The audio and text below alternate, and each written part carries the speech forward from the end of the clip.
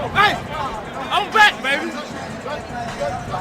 This an all-out blitz, real hard hits, them other podcast trash, we gon' make them all quit. We cover all the topics with intelligence and logic. I know you wanna score, but ID gon' stop it. We from Texas, so that mean that we Texans. Breaking down the X's and O's, our profession. No complaining, just training, you see the progression. They had a Pro Bowl for talk shows, we get selected. We gon' celebrate every win like a birthday. Ray J with the news, first with all the updates. Spin move on the competition, yeah, we juking them. You not really in touch if you not tuning in. This is Crenshaw, Briggs, and VT. We want the touchdown, we not trying to go for 3. And it's best if you get up out the street, cause them bulls out the pen and they bout to stampede.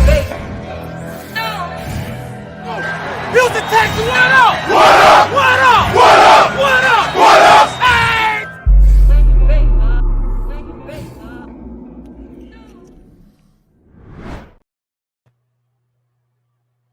Hey guys, how's it going? We're waiting for Matt, who's our normal host. He should jump on in a few moments. While we're waiting, we also have Crenshaw. Crenshaw, say hi to everyone. What up, everybody? We still out here in KC at the Arthur Bryant, eating good barbecue. Awesome. And I am VT, also known as Brown Chubby Bear. We have a lot of breaking news. There's been 3 trades going on. So right now we are not picking at 104 and 105. So I'll just cover what just happened. So there was a trade. The Saints were on the clock. They're not picking. They traded with us. So we traded our 104th pick and the 203rd pick for their 109 and 174th.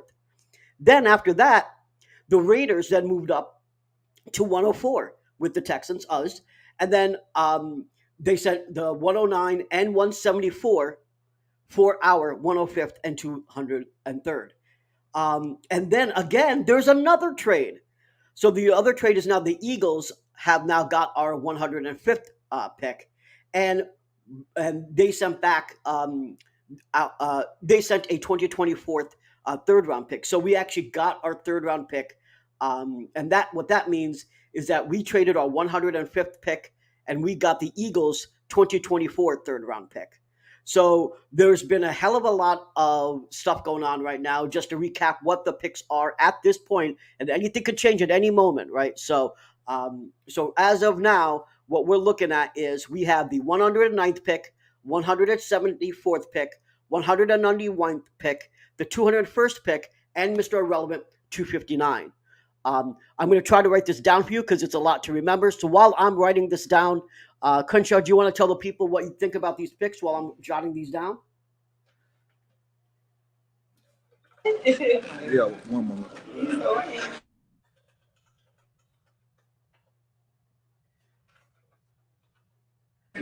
Well, it goes to show whenever Nick loses a pick, he wants it back. And there's been a lot of movements. And, with Nick, he loved to move here, move there and everything. I guess the guys they wanted, they knew the other teams was going to take them, so that's why they traded the pick. I thought they should have just stayed still, but at least we got that third round pick back. And I'm very interested in what they're going to do right now. Yeah, it is definitely going to be interesting. Now, the thing is, we know that Nick Caserio does seem to really like being a wheeler and dealer. So by moving down, what that tells me is he wasn't crazy about anyone right there. Perhaps he had the idea of gaining picks back for next year all along. I don't know, but let's imagine that was the plan. If that was a plan, then he executed it properly because we did get that pick back. So right now, we know that the Saints are now picking at 103 at this moment. I'll try to see if I can find out what exactly that pick is. But this is unprecedented. This pretty much never happened before. I will say that if you do watch this podcast regularly, I did call the fact that we were going to break the franchise record for most trades during the draft. Looks like that prediction has come true. So right now we do see some breaking news that the Saints have selected lineman Nick Saldiveri. So I'll put that on there. I don't, and I'll be honest. When it comes to these late round picks, there's no way that we can know every single person. So I am not familiar with this guy. But Unless you Bill know everybody. yeah, let's do your Bill Carroll. Bill Carroll will know everybody. Um, but I guess what we could talk about is position, even if you don't know the player. And I do think that position-wise, do you think this is smart? Do you think that they actually needed another lineman? I know that I've been saying all along throughout this draft that the Saints have honestly done a terrible job. I think the Patriots have done a terrible job. I think the Saints have done a terrible job, and I think that not really going on any actual weapons. I'm not, and you know how I love O linemen, but I don't think the Saints are doing an overall good job, and I don't think this pick necessarily proves me wrong. I think it's just more of the same. What do you think about this pick, just from a positional standpoint?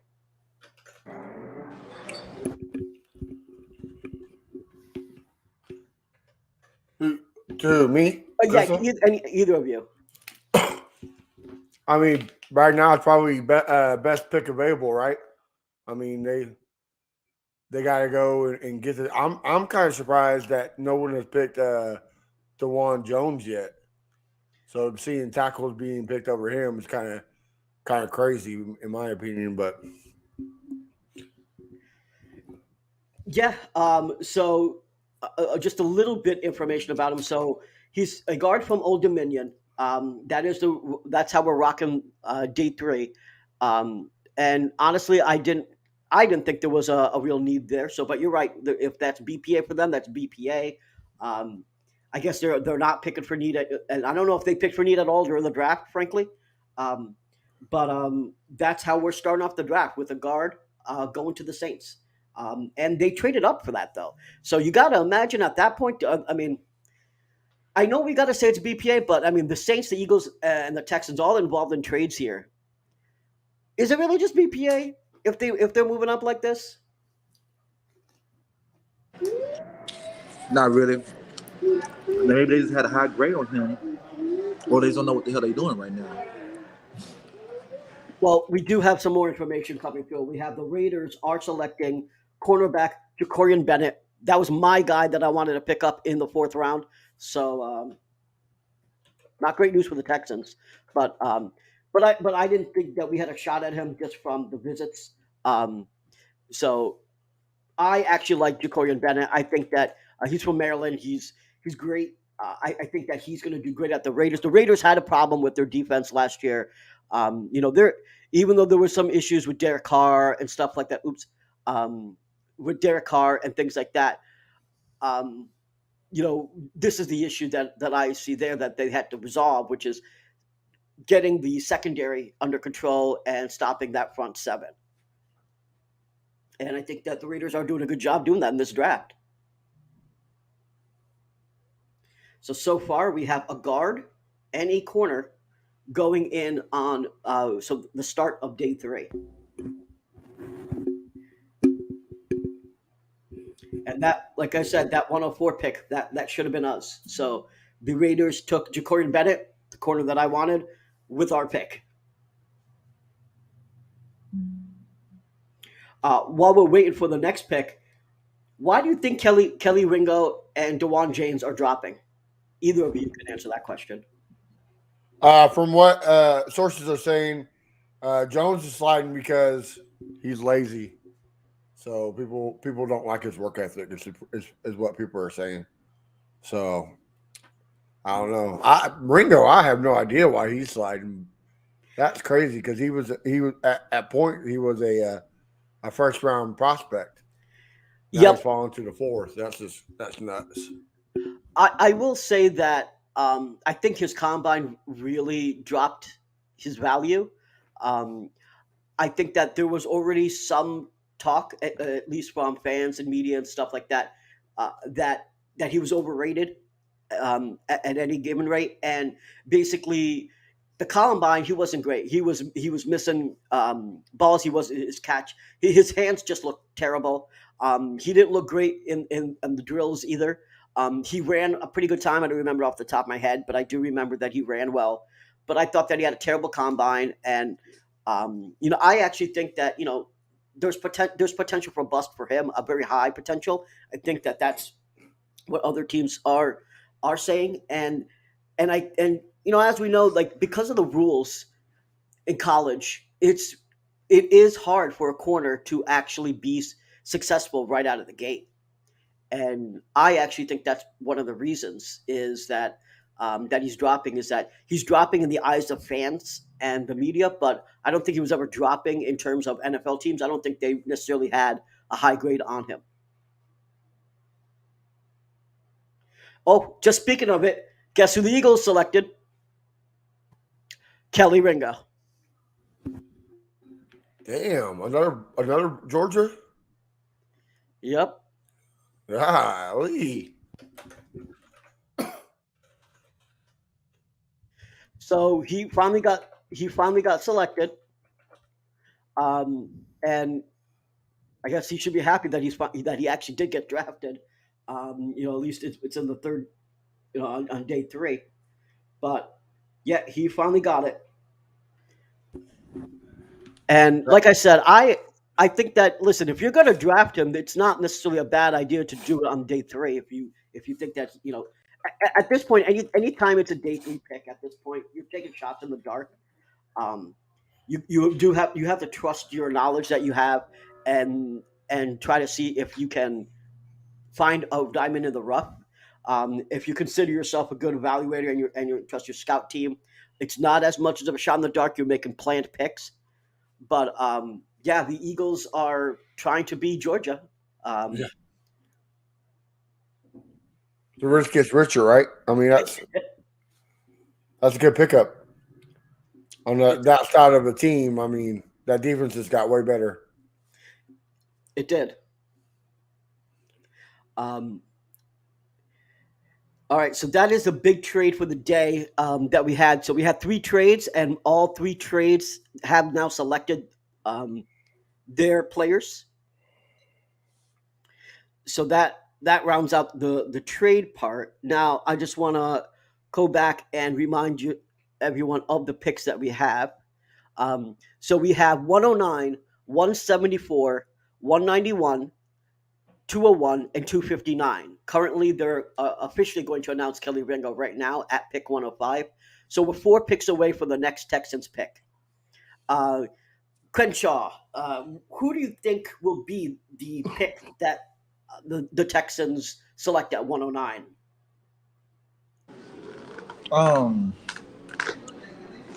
I gotta say linebacker. It's the guy. I can't pronounce it. I can't think his name. Is the guy out of Oregon still available? The guy from Oregon, which I think it's Swell. Is it Swell? Oh no, it's Swell. He's still available. Yes, he is. I think that should be the. But okay, can he play Mike linebacker? That is something that people have been disputing. We don't necessarily know. Because if he can play Mike, I think he should be the pick, and don't almost hesitate on it. Just get the guy. But right now, I would say linebacker should be their target. Whoever that could play, the best fit for that role. Then the next pick is 174. Ah, man, I want a receiver there. It should be a guy. It might not be the guy that I originally wanted because he's going to be already gone. But I said a receiver at the 174. Okay. And Matt, what do you think about 109 specifically? We don't even have to go to 174 yet, but what do you think about just 109? I think they reunite Will Anderson and Henry, however you say it. Yeah. I mean, why not give 2 guys who are familiar with each other? Alabama, D'Amico's coaching, not coach, but his former college. Why not help him out? I think that'd be a good pick for the Texans. But I agree with Crenshaw, linebacker, either Henry or Noah right there at the 109 pick. So just to recap before I give my answer, the Eagles have Jalen Carter, Nolan Smith, Kelly Ringo. That's a pretty – I mean, they're just monsters on the defense at that point. So I think the Eagles are going to have a great team despite what's happened in the offseason in terms of losing coaches and players. My answer is also linebacker, but it's not the same linebacker that you have. I want Vontrell Miller. I think that he has the potential of being a true Mike, and so Vontrell would be my pick. But I think all three of us do agree that it's linebacker at this point that you take with 109. So we'll see what actually happens. Colts just picked Blake Freeland from BYU, offensive tackle. Yeah, they needed help on the O-line, so you can't blame them for this pick. This is actually a good pick. So, yeah, they needed help there, and they are giving help to their new rookie quarterback. So I can't blame them for that pick. Hey, It's actually really good. so Matt, what are the guys saying in the AFC South about the Will Levis pick? What are they saying about that? Because I know they didn't talk to you about it. It's mixed. Some of them are happy for it. Some of them are not. I mean, obviously they're making Mayo jokes about it, him putting mayo in his coffee. So some Titans fans love it. Some Titans fans hate it. But the other, the Jaguars and Colts fans, they're clowning the Titans for picking Will Levis. So it's going to be interesting. I know. I seen the report that they got him as quarterback 3 right now.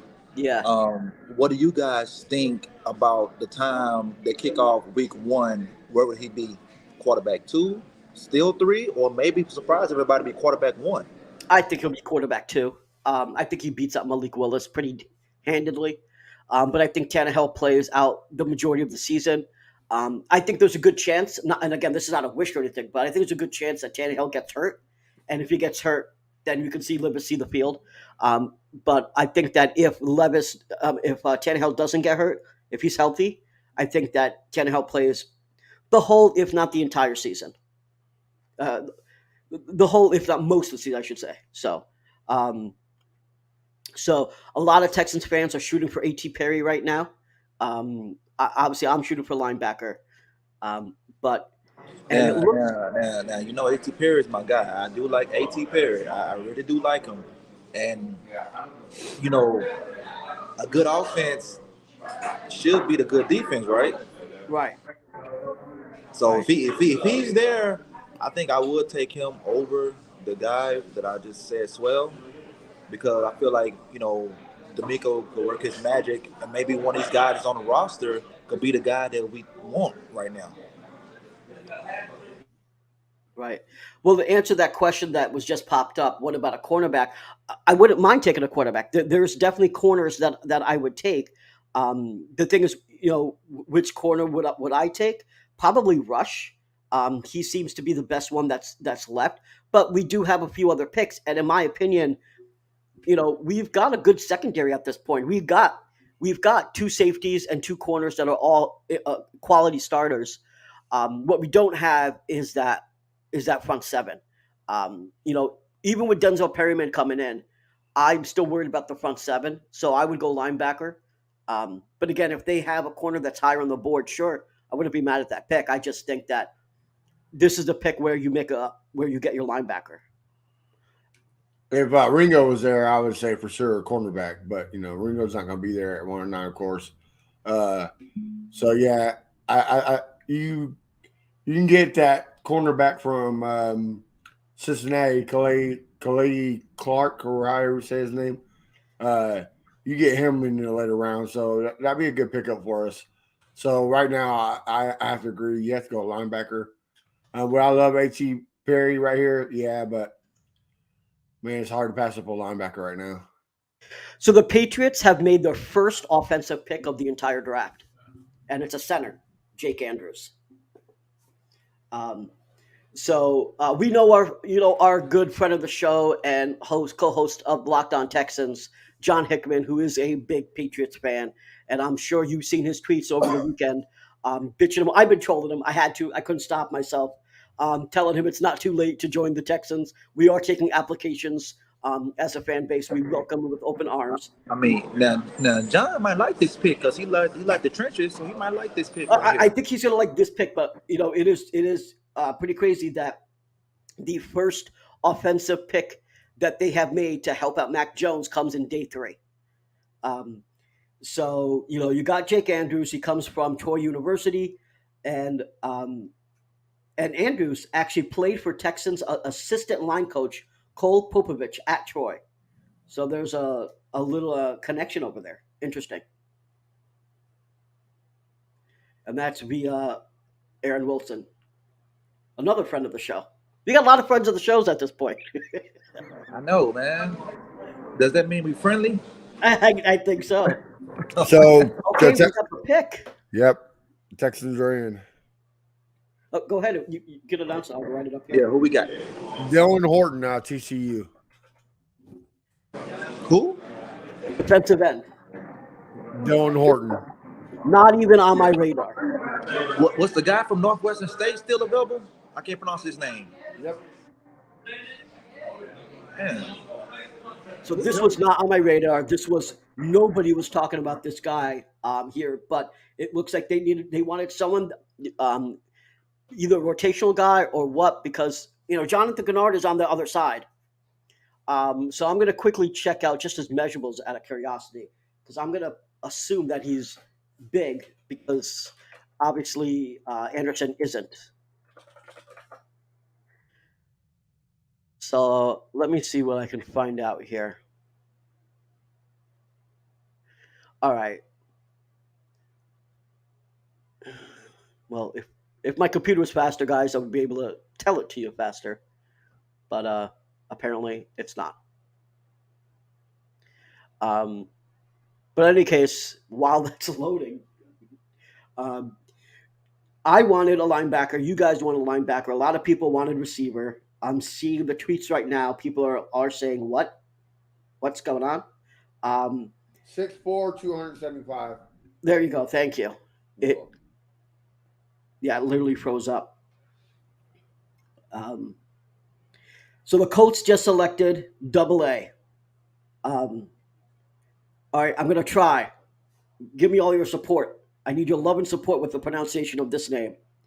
The Colts selected Adamowaya Adebawora. I'm just going to call him AA. But that's who the Colts have selected. From Northwestern. Well, that's the guy I was talking about right there. It's out of Northwestern, right? I'm sorry? He's out of Northwestern, correct? Yes, he is from Northwestern. Yeah, that's the edge I was just saying right now. That's who I wanted.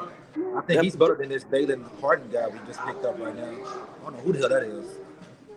Yeah, I mean, it obviously seemed like they needed someone bigger. And Matt, you just said how big was he? 274? Yeah, 6'4", 275. 275. So so they wanted someone else bigger on the other side. I mean, that does make sense. And you know what? It honestly, even though it wasn't on a radar, that does make sense, because if you want Anderson to succeed, you got to have someone on the other side as well, and you need a bigger edge on the other side. If you have one that's around 250 pounds, right? So I guess I can understand this. It's not a crazy pick or anything like that. It's not what I would have done, but it's we are in the later rounds at this point.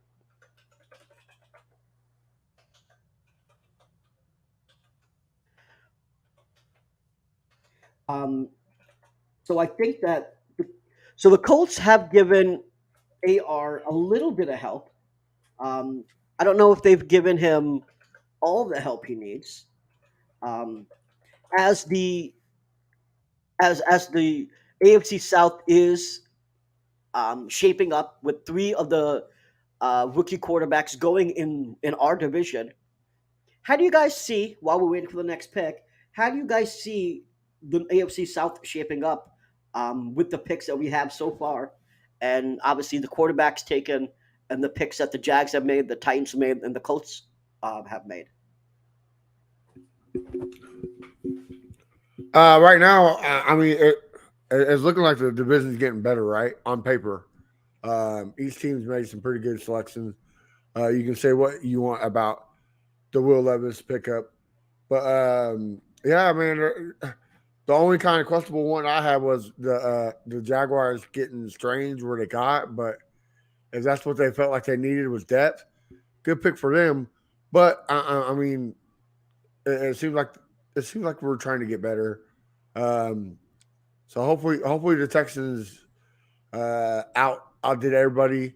so far is question mark out on there. Yeah, I think that I think that one of the things that we were seeing that at least in terms of offense, the Texans really did help the defense a lot. We got some help with Tank Dell. We've got help with the center position. So I think that we're in decent shape. I don't think that we're so far in the best shape that we need to be. I think that we're going to see a lot more activity when it comes to undrafted free agents. I think that there's a lot, with Bill Carroll talking about dudes that may not make it, like Matt Landers, a receiver that either could be taken in the seventh round or go undrafted. So I think that the Texans will be able to figure that out in the undrafted free agent part of the season. But I think that as of now, I think that the Titans have made probably the least amount of upgrades. And I'm not just talking at quarterback. I'm saying that if you're selecting that quarterback, you got to build around them, and they really haven't. They did get him a tackle, which obviously helps because you need protection. But I think overall, I think the Titans, honestly, I'm calling it right now. I think the Titans are going to be the worst team in the division. Does anyone disagree with me? No, I think they fall hard. Obviously, you don't know what you have in Derrick Henry. We all know that the shelf life of a running back, especially a big bruiser, is very short. So you don't know if this is the downfall for him. Like you said earlier, you don't know if Ryan Tannehill is going to stay healthy, and that's putting a rookie quarterback on the Tim Kelly offense, who we all know is not very good. And then, of course, you got a big offensive tackle in the first round, but I've yet to see a good pickup to help the center and the inside interior offensive line. So, and plus, you have yet to get a weapon for that rookie. So right now, I would have to say the Titans are in last. So we have another in-division trade. The Patriots and Jets just swapped, or not just swapped it, said pick up. They had a trade. So it's the 112th for 120 and 184. So we are seeing some pretty crazy activity in terms of trades in day three. And yeah, Patriots and Jets trade. I think this is what the third in division trade or the second, right? Because there's been so much activity right before we came on, I kind of lost track. I think this is the total for the entire draft at this point, the third in division trade, possibly second. Well, yeah, I agree with you on the Titans. I think they're gonna be the worst in the division, and I hope they do fall because they rose a little bit too fast for me when they got Vrabel. I didn't think Vrabel was a good coach, and it turned out to be a tremendous coach. And I just hope that we keep doing what we're doing, making the right moves. Now, like I said, this guy we just picked, I got to do some homework on him. But so far, so good on what we've been doing before that. Well, the interesting thing is they traded up to get a kicker. Who tried to get a kicker? Patriots. Oh, man. Well, with that team, they can make questionable moves because they're so good at what they do. But look, check this out. I'm about to jump off because I'm about to head out. Okay. So shit. Y'all gonna stay on to the 174 or what? Yeah, I'm going to stay until 174, so I'll stay on until then. All right. Just shoot me a message like at the 170, and then I'll jump back on. All right, sounds good. All right, bro. Safe travels. All right, man. Be easy. Yes, sir. All right. So, yeah, again, I shouldn't troll John Cape anymore because I think he hates me right now, but I have been trolling him all weekend. I got to say, as a Texans fan, it feels good that I can talk my shit again after this draft. I felt like a baby where I had to keep my mouth closed for the longest time because of how shitty we were. And now it feels good, doesn't it? Yeah, I mean, Josh Allen from the AFC South fan battle and the Jaguars fan battle, he always gives crap about the Texans being winning the offseason, being offseason kings. But that's where you win, right? That's where it all begins is the offseason. You gotta give it to the Texans this offseason. Some good free agent pickups, not huge splashes, but great good pickups. In the draft, I mean, we're killing it. I know a lot of people are probably a little upset about the last pick.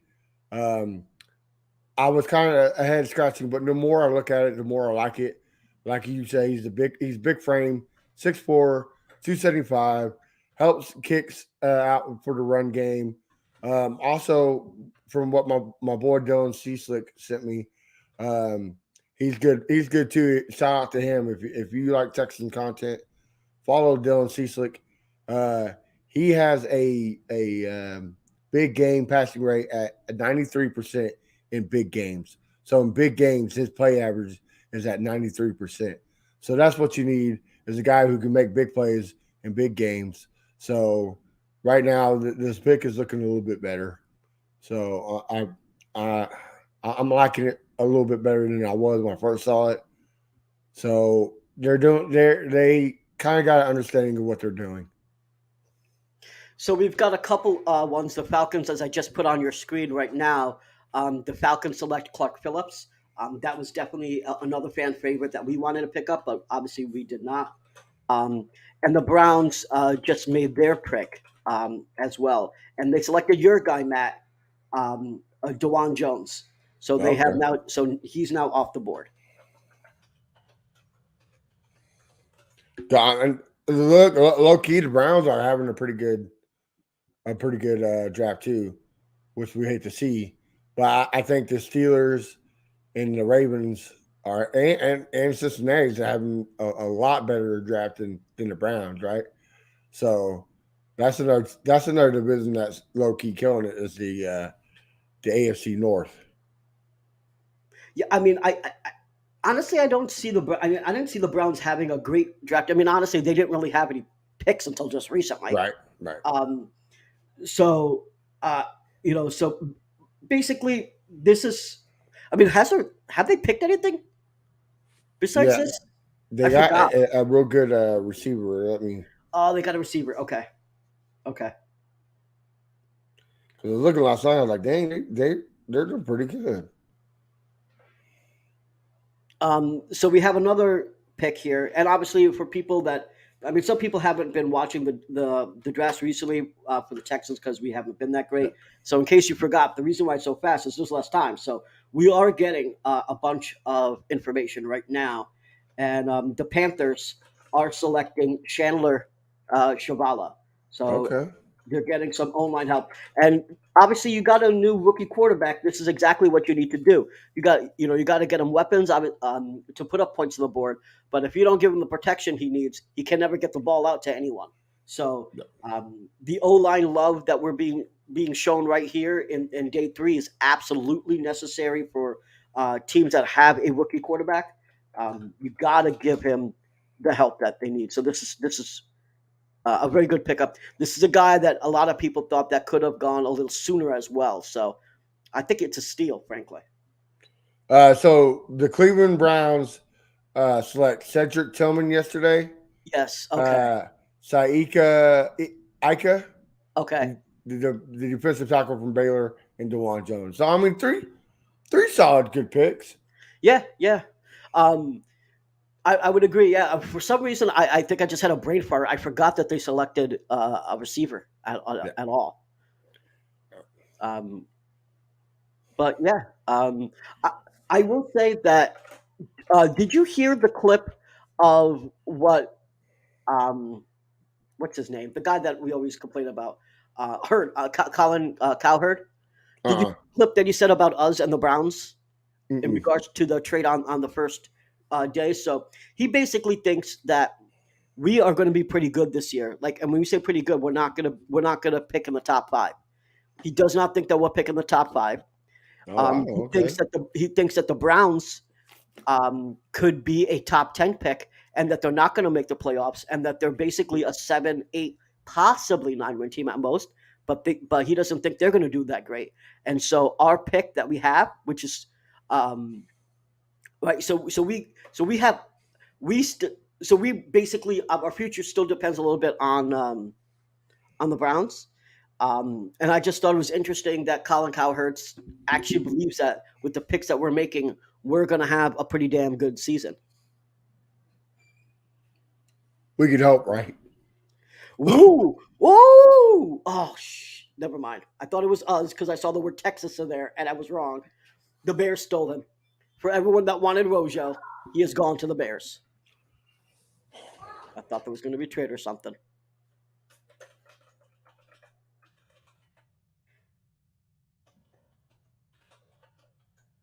I like this running back. I think that he would have seen a lot more if it wasn't for Bijan, obviously. Um, but I like this pick a lot. Yeah, these are definitely coming in fast now. So the good thing with DeJuan James is he gets to stay in Ohio. The Bears selected Rojo, and I gotta tell you, that is definitely a pick that I thought that was something that I would have done to take him. Hey, my boy Deuce Vaughn's still there, so I'm okay with it. Yeah, you like Deuce Vaughn, right? I still like my guy Izzy. And not that I don't like Deuce Vaughn. I actually think Sean Tucker, Deuce Vaughn, and Izzy are all three good pickups. I think we have a real shot of getting Sean Tucker. This year, it seemed like even more than last year that we are focusing on people that actually came in to visits a lot. And we did have Sean Tucker. We did at least meet with him somewhere, whether it's Combine or whatever. But I know that we did meet with him. So that is definitely cool. So the Texans officially, social media have put out about talking about Dylan Horton, and they're calling him an absolute beast. He's had 144 tackles, 28 and a half tackles for loss, and 17.5 sacks. That's in his collegiate career, and he's 22. So, wow, okay. Yeah, like I say, I mean he's 6'4", 275, big frame. That's what you need on the other side of a speedster like Will Anderson. So it's not something to be upset about. no, not at all. I think that this is obviously something that's necessary because we knew that we needed help on the other side, right? Jonathan Gardner, as much as I love him, and again, for people that say, "Why do we shit on players?" I'm not shitting on him. I have his freaking jersey right there. But when you always try to upgrade any position that you think you need an upgrade with, Jonathan Gardner had a great second year. He had 8 sacks, and he was moved from a 3-4 to a 4-3. So he changed schemes, had a great year, 8 sacks, but he had a season-ending injury, and then didn't produce again after that. He had one really good play last year, and that was in Tennessee. And I believe that was week 16. Some people will call it a meaningless game that we won at the Titans, but the team definitely needed it.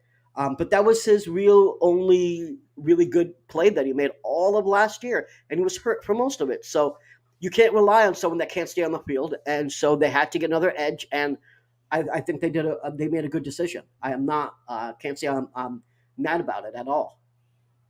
Yeah, agreed. No, we're going back to talking about the divisions. The more I think about it, the more I'm scratching my head about the running back pick the Titans selected. There were some good running backs, and you pick up a running back that has pretty much no ACLs left in Tyjon Spears. So that was just a little head scratching there. I don't know what Ron Cawthorn was thinking. Yeah, again, I really think that the Titans have not been making good moves. I didn't understand what they're doing at all because they started the offseason like they were going into a rebuild by getting rid of a lot of people, but then they didn't get rid of Derrick Henry. They have now drafted Malik Willis last year and drafted another quarterback this year. So they have now drafted quarterbacks, granted outside of the first round, but they've now drafted Malik Willis and Levis all over again. So back-to-back quarterbacks. I don't think they know what they're doing. I think the Titans are pretty dysfunctional. They were where we were 3 years ago. That's what it looks like, and I see them getting worse. And if Derrick Henry gets hurt, not only do I see them not winning being the last in the division, I can see them winning another 3 or 4 seasons. But they won 4 games last year, if I remember correctly, and I can see them having a similar season again. Yeah, that's not looking good for them on paper, right? Right. Yeah, on paper they're looking terrible. I'm surprised that. I was going to say I'm surprised I haven't seen another pick, and I just saw one. So the Patriots are selecting another lineman, City So. So we have another lineman, but again, are you going to give him any weapons here, Mac Jones, or what are you going to do here? And trust me, I do love linemen here, like pause. But I mean, I mean, at some point you got to give him other weapons, someone he can throw to, a running back that can take the pressure off, a tight end that he can use to dump off. You got to give him something. And it just seems like they said, all right, we're going to spend our premium picks on defense, and then we're going to spend all the rest of the picks on a kicker and lineman. Yeah, I mean, that was a little head scratching, especially with some talent out there in the receiver world, right? I mean, you still got Perry, you still got the guy from Princeton, Andre Asisolovio, whatever you want to say it. The Marvin Mims was selected. I was about to say, is Marvin Mims still on the board? But yeah, he was he's selected. gone. The Broncos. He was gone before we selected Tank Dell. Yeah, that's right. So it's just a little head scratching, but I mean it's the Belichick way, right? Yeah. I mean, so there's some teams I just don't understand. The Saints, the Patriots, the Titans. I don't get it. If I have to pick the 3 losers so far, they're the 3 losing teams. Excuse me. So again, I thank you guys for watching. I know that we have a bit to go before our next election. So there are guys here talking about cornerback. There's been a few I saw here, and I don't know, Matt. I mean, I think I kind of talked about it. I want to hear your thoughts. I mean, I think at this point it's just BPA. They traded back down. They went down. They traded down. They're not moving up. I don't think they're going for a particular position or a particular player. I think they're just going BPA and just seeing what falls in their lap. Who's that? The Patriots? No, us. Us? Yeah. With that pick with Dylan Horton, it makes you think they're going BPA, right? But I don't think so. I think D'Amico has a plan in his mind. He's trying to set that defense. He's trying to set that edge. So that's the way. I mean, obviously he wasn't impressed with Grenard or I can't think of his name. The guy who had the most sacks, Jerry Hughes. Yep. Or just wants to get depth. So there's a plan. Obviously, Henry Tutu and Noah Sewell, they're falling. So hopefully they're wondering if we can't get them in the 5th. Maybe package a couple. You said 6, so I mean one more. You said 6 trades. So all they got to do is one more trade, package it up, jump back into the 5th, and select one of those guys. I'd be okay with. I'd be okay if they ended it right there. 6 picks. You ended out with a linebacker. You addressed every need. I mean, would I want another tight end and running back and corner? Of course, but you got to get the needs off the board. I agree. So the breaking news there is that the Chiefs move up to 119, And it is funny. The people, I will say that besides that, people are calling the Eagles the Philadelphia Bulldogs. I think they have 5 players from Georgia at this point. So, so that is actually quite funny. Yeah. So I wanted to also do this earlier, but we got too much news here. So hopefully, David, you're still watching. But shout out to my guy David Williams. I think he watches every single stream that we put out. Comments on every single video. He's always retweeting or liking our posts. So shout out for David Williams for the support. We appreciate it. We love doing this, and we couldn't do it without people like you that support us the way you do. So thank you, David. Yes, no doubt. Thank you for support, guys. Big things are coming. Just sit back and watch us grind. We will not, we'll not let you down.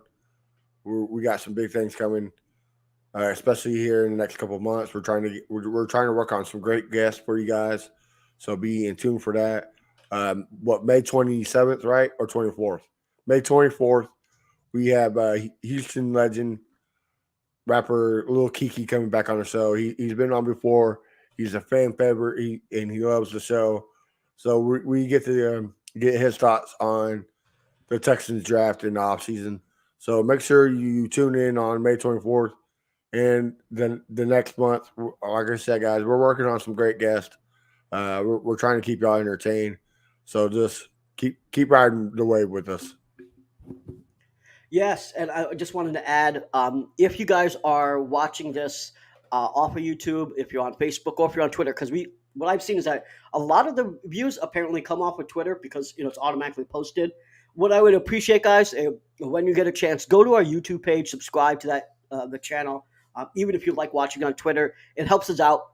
And the thing about it is that if you subscribe on Twitter and you hit that notification bell, you'll see all the lives immediately, and you can comment as well and actually ask your questions.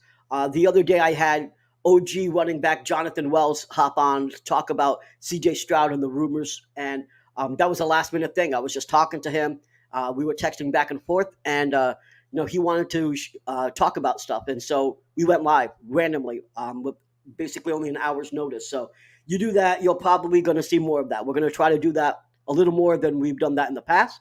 So I think that, if you want to get immediate Texans content out there, and we're going to try to get that out to you, go ahead and do that. So the Commanders have drafted a guard, Brandon Daniels. I guess, they did take a quarterback last year. They're trying to see what they have in Sam. And, it's at this point, I don't know how to talk about the Commanders because they're being sold.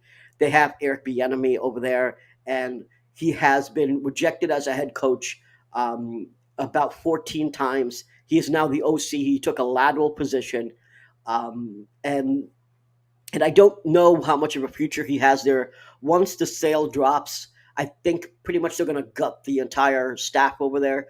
So I'm not expecting too much from the Commanders. So they're just a team that I don't really know how to react because everyone there seems like a lame duck. Who did the Chiefs trade up to get? They got Chamari Connor. Okay. All right.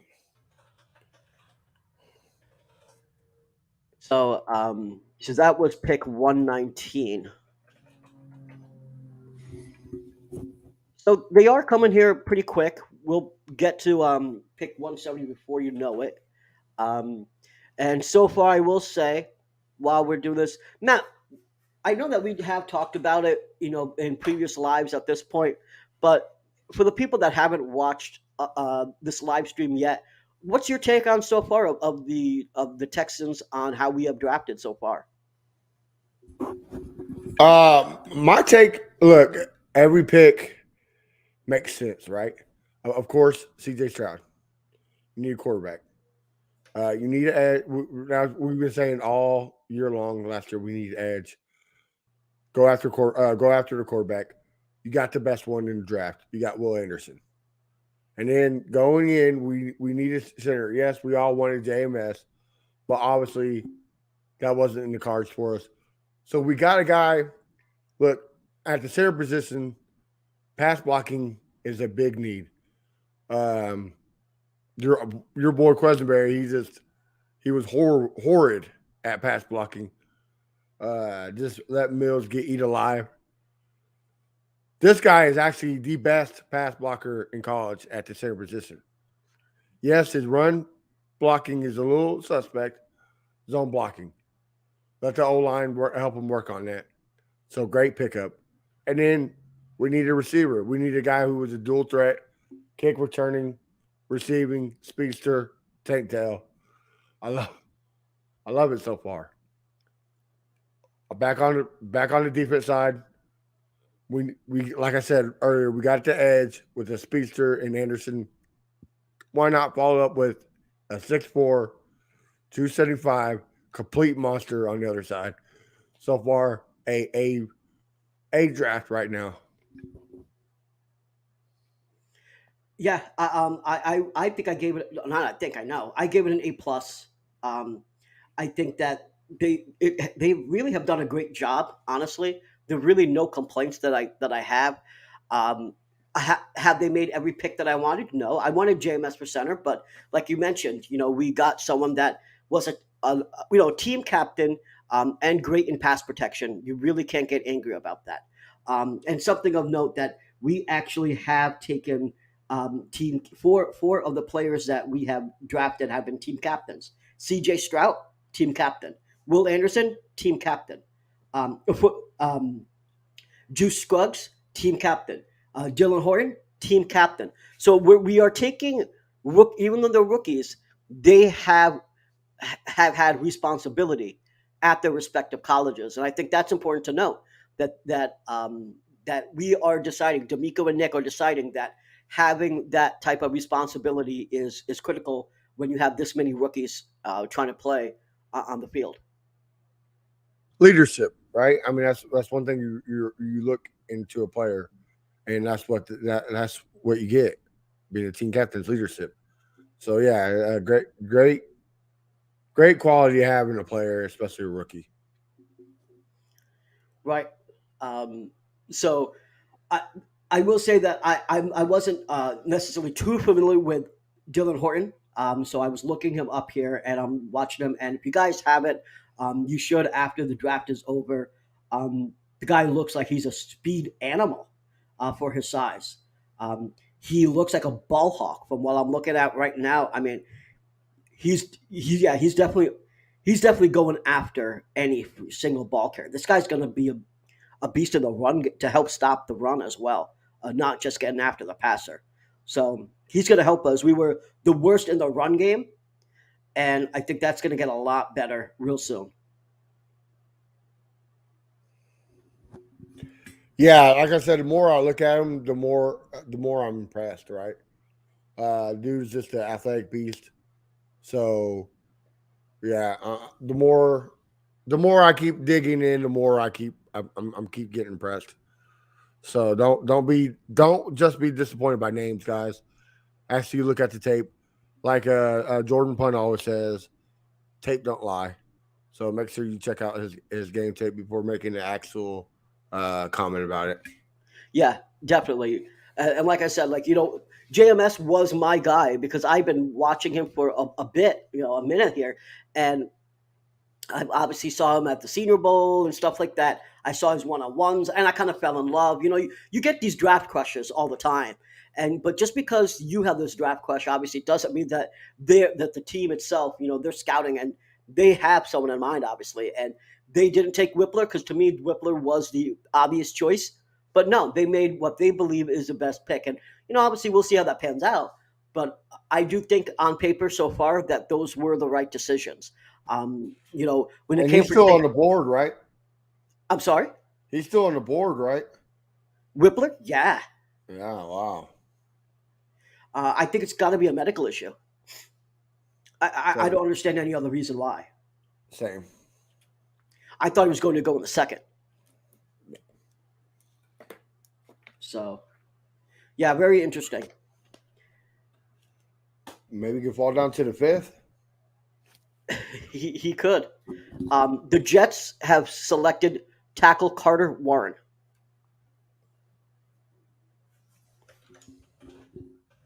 So they're giving Aaron Rodgers some lineman help.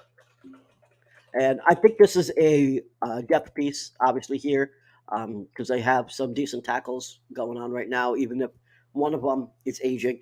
But he hasn't, he's only started 4 games. So this guy isn't a starter, but you got to have depth. And I think that this is a good depth pickup. You can't do anything with weapons if you can't get the ball out. And if once your starter goes down, you got to have depth. So giving Aaron Rodgers some help if a tackle goes down, smart move. So here's something interesting. The Jaguars have the 121, the next pick, and the 127th. So they've been doing a lot of trades as well. Trading back twice in the first round, and then a couple yesterday. Right. So this is look, the Jaguars are in first place for a reason. We all know that they can't have winning seasons back to back. So this is interesting to see. All right, well the pick is in. Jaguars select Ventrell Miller from Florida. Oh man, that was my linebacker. Mine too. All right. Well, we traded back for a reason, and that reason was to stack up another valuable pick for next year, a 3rd-round pick, right? So we did get that 3rd-round pick for 2024 back. We had to give up that 3rd-round pick when we moved up to get Will Anderson. So one of the things that we got out of this is another premium pick for next year. So we didn't get the linebacker that I wanted, but we'll see what Nick cooks up. Nick and D'Amico cook up real soon. Yep. Yeah. There's still a lot of picks here left, fellas. So there's still a lot of good players on the board. So, I mean, it's a decent decision, right? The guy gets to stay in Florida. He doesn't really got to move too far. So it kind of makes sense. And at this point, the thing about the Jags is they're really only picking depth at this point. That's really all they need. They spent a hell of a lot of money last year in free agency and really got everyone they needed. There were really not many glaring holes. The thing I would say in terms of glaring hole, they really needed pass rush. But the thing is, they picked 1st overall and got a pass rusher. He just hasn't worked out yet. Yeah. With Trayvon Walker. And then you got another dude, Josh Allen. Not the Josh Allen that if you watch AFC South Fan Battle. But if you watch, we have a guy named Josh Allen who is probably the best Josh Allen in Florida. And I think that, they have 2 pass rushers. They just haven't been producing. So, they've got them at decent picks. So, what I'm going to say is basically, you really need to. They really need to figure that out, whether that 1st overall pick is going to work out, and it's too early to say. But at this point, I think that the Jaguars may be kicking themselves in the ass by not taking Hutchinson, and thankfully it works out for us that's exactly what's happening. But yeah, I think the Jaguars really do have to work on some pass rush, whether that's through coaching or a pick. I don't know, but that's the biggest problem. Yeah, and also the Cardinals select John Gaines, guard. I'm sorry, say that one more time. The Cardinals select John Gaines, the guard. Okay.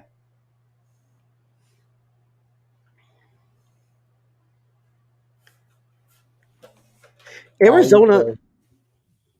Go ahead. Sorry. Arizona seems to be really stacking up picks. Honestly, quite nicely. I thought they've done a good job of understanding where they are. They know that they're not gonna get a lot of picks. Not gonna win a lot of games this year. So they have been they have been stacking up picks for next year, knowing what they're expecting. They are acting like they know exactly where they are, and where they are is pretty much they're going to suck this year. They're probably picking first overall, and they've been trading down like crazy to stack up picks, and I think they've done a good job of understanding that and doing what's right. So the Seahawks picked Cameron Young, defensive tackle, Mississippi State. They're definitely coming fast. So I just saw that the Ravens selected edge Tavius Robinson, and I'm going to put your Seahawks, what you just announced there, in a moment. Yeah, they are coming fast and furious. Yeah. Good. That's the way I like it. Pause. That's what she said. Yeah. Say I had a pause on that one.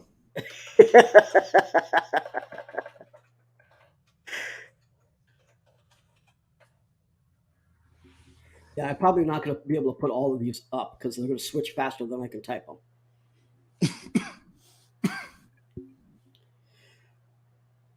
But yeah, so the Ravens got Tavius Robinson. I'm not seeing how I can spell this dude's name of the Seahawks. I can't put him up there. And I'm a little bit slow when it comes to spelling people's names. I can barely pronounce them. Yeah, right? Listen, why do you think I don't use my full name and I go by VT? Because no one can pronounce mine. So it happens. All right. I don't see this on my stream, Matt. What's that? The Seahawks. It's on ESPN. It's Cameron Gotcha. Young. All right. Well, I do see Chargers, though. The Chargers are selecting Darius Davis, wide receiver. Wow. Two receivers, huh? They have been very, very injured. Yeah. So the biggest thing that they have lacked at the receiving position is depth, and so this is actually an obvious need.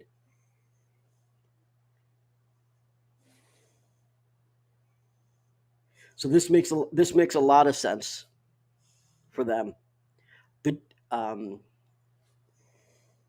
And I can tell, like, right now, even the main guys right here, they're all out of whack. Like I'm seeing dudes just now announce the Jaguars pick. So it's all over the place right now. So the Chargers took Quentin Johnston in the first round, and hey, what's going on?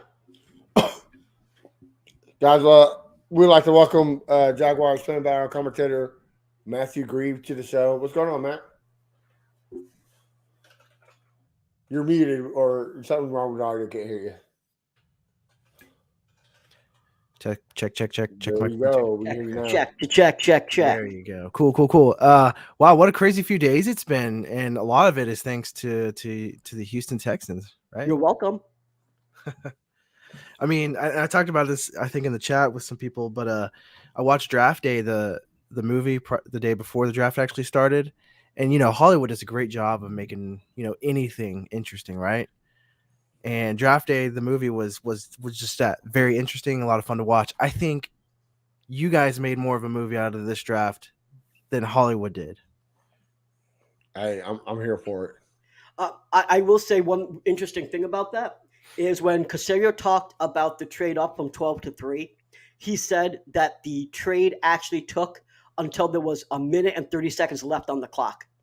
So it really was as close to Hollywood as you could get, because the trade took so long. Like, obviously they knew who they were going to pick, but the point was that they were wheeling and dealing with Arizona on trying to move up, and it took them almost the entire time to do that. And then obviously within a minute, 30 seconds, they have to get the consensus and then throw it up there and call it in and all this stuff, and then call Anderson. So, like, basically they're saying, like, it was pretty much as close as you could get to getting a pick in. And for those that don't know, like, there has been 2 times where teams have not gotten their pick in enough. on time. One of them was the Vikings, and I forgot the other team, but Was the Ravens? I think it might have been the Ravens. But it's been twice in history, at least modern history, where teams have not gotten their pick in on time. Yeah. So Matt, we've been talking about the AFC South. Of course, you said the Texans made a impressive draft. What's your take on the division as a whole? I know you're biased because it was always the Jaguars, but what's your take? I think what happened in the division, there's been some uniqueness in comparison to the rest of the NFL, but I think there's also, to me, there's been a theme throughout the draft. You haven't seen a whole lot of teams pick necessarily the best player at that position at that specific time. Teams now, at least this draft, they're picking players that fit their system better. Does that mean that they're picking somebody that technically might be lower on most people's draft boards? Yes, we've seen that all over the place. But a lot of teams don't care. This is how we want to win, and this is who we think is best person for that. Does that make sense? Oh yeah, you guys agree? We've been saying that the whole time. It's crazy. Picking the scheme instead of the name of the player. But as far as the division, man, another movie, right? Like, when have you ever seen? When was the last time we just seen a draft where 3 teams in division drafted rookie quarterbacks within the first 2 rounds? It was almost going to be 4 if Lebson dropped, right? So like I actually thought that could have been a shot, but yeah, I mean, it is crazy that it would happen, that it happened how it happened, and I think the AFC South is not going to be the poverty division anymore. I'm telling you that. That's the NFC South. Yeah, it is now the and I think it's awesome that we no longer have to be that way. Like I know some fans may think, hey, I would rather have every other team in the division suck, and of course you want to make it easy so you can get to the playoffs, but it's kind of fun when you all are awesome and you get to see some of the best play possible in your own division. It just makes division games even that much better. And the fact that we all now have an actual quarterback, like we don't know, obviously 3 of them are on paper, right? Franchise quarterbacks, but you guys have a franchise quarterback, and for the longest time, the 3 of us were like, well, we don't have a quarterback. We'll see what we're going to do. Well, we just drafted them. And so you guys are about 2 years ahead in the rebuild, right? If you want to call all the teams rebuilding, retool, whatever the hell you want to call it. But I think it's going to be fun to see how fast other teams can actually reach up, because you guys were pretty good last year. The question is, can you guys keep that when there are now other quarterbacks, other teams? How is Will Anderson going to beat the crap out of Trevor Lawrence? How are you going to protect him? And I want to watch those shootouts between Trevor Lawrence and CJ Stroud. Yeah, I think let me see. I think outside of the Tennessee Titans, I think the Tennessee Titans have made some really scratching moves, right? Yeah. They did get a quarterback eventually, which I guess is their guy, right? The mayonnaise, it all works out. But I think the Colts are out of the 3, because let's be honest, y'all catching up with the Jaguars, and I'm not just saying that as a fan. Like you said, we're established in more positions than any other team in the division. Not just established, but we're talented at those positions as well. I think the Colts are next up in line, because the Colts, I feel like year in, year out, they always have some sort of team there, but injury bugs usually is what gets them. And then 45-year-old quarterback play is the next thing that kills them there. So I think the Colts have made some really solid moves. I think AR, and we've talked about this before, especially off the show, AR is massive boom, massive bust. If he booms, I think a lot of teams in the division are going to be in big trouble. But if he busts, yay for everybody else. I think the Texans, you guys just have so many holes. Like, you guys have got some solid picks, but man, like, especially at wide receiver, your playmakers on the offense, you guys, I mean, you have Pierce, who's really good, right? But he can't carry the ball every single play. So, yeah. Yeah, I mean, I agree that we definitely had some issues there. We had Robert Woods. We had John Mechie, who had cancer, so he wasn't able to play this year, but he's healthy and playing this year. So we got Robert Woods, you have John Mechie, Nico Collins, who couldn't stay healthy to save his life there, and he's had 500 yards either season, actually less than 500 yards each season. So we haven't had a lot of luck there with wide receivers. We traded up to get Nico Collins, and we traded up for John Mechie, and neither of them could stay healthy. So this year we have Robert Woods, we have John Mechie healthy. We just drafted Tank Dell, and so we got a speedy receiver. So I think things are looking up in that receiver room. I don't think that's going to be solidified till next year, really. Yeah, but I think we did get better though, and I think that having John Mechie and Tank Dell out there are two good targets. Well, there's a possibility like we need a linebacker, and we have not went after one yet with a lot of good names on the board. So that makes me think, Patrick Queen's up for trade. Yeah. White from Tampa Bay is out of trade. And now on the receiver ball, on the receiver side of the ball, the Chargers just went after two good receivers. Yeah. There aren't a cap hit. Maybe they cut Keenan Allen. Maybe they trade him for a good price. So there's a couple ways we can fill holes that way too. Yeah. Which I hope. I mean, I know Keenan Allen is injury, but when he's on the field, he's a stud. So to the Eagles. Wow. Yep. That's crazy. The Eagles, man, they're winning the draft every which way. That's crazy.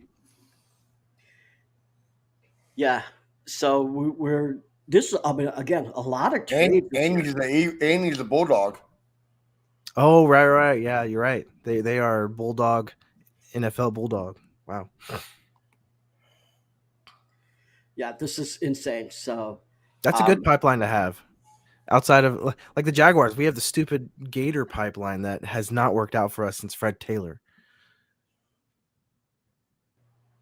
Well, I mean, the problem with the Gators, honestly, has been their coaching. Like it's not who they're getting, like in terms of, just who they're getting, like to come there. It's just their coaching has been shit.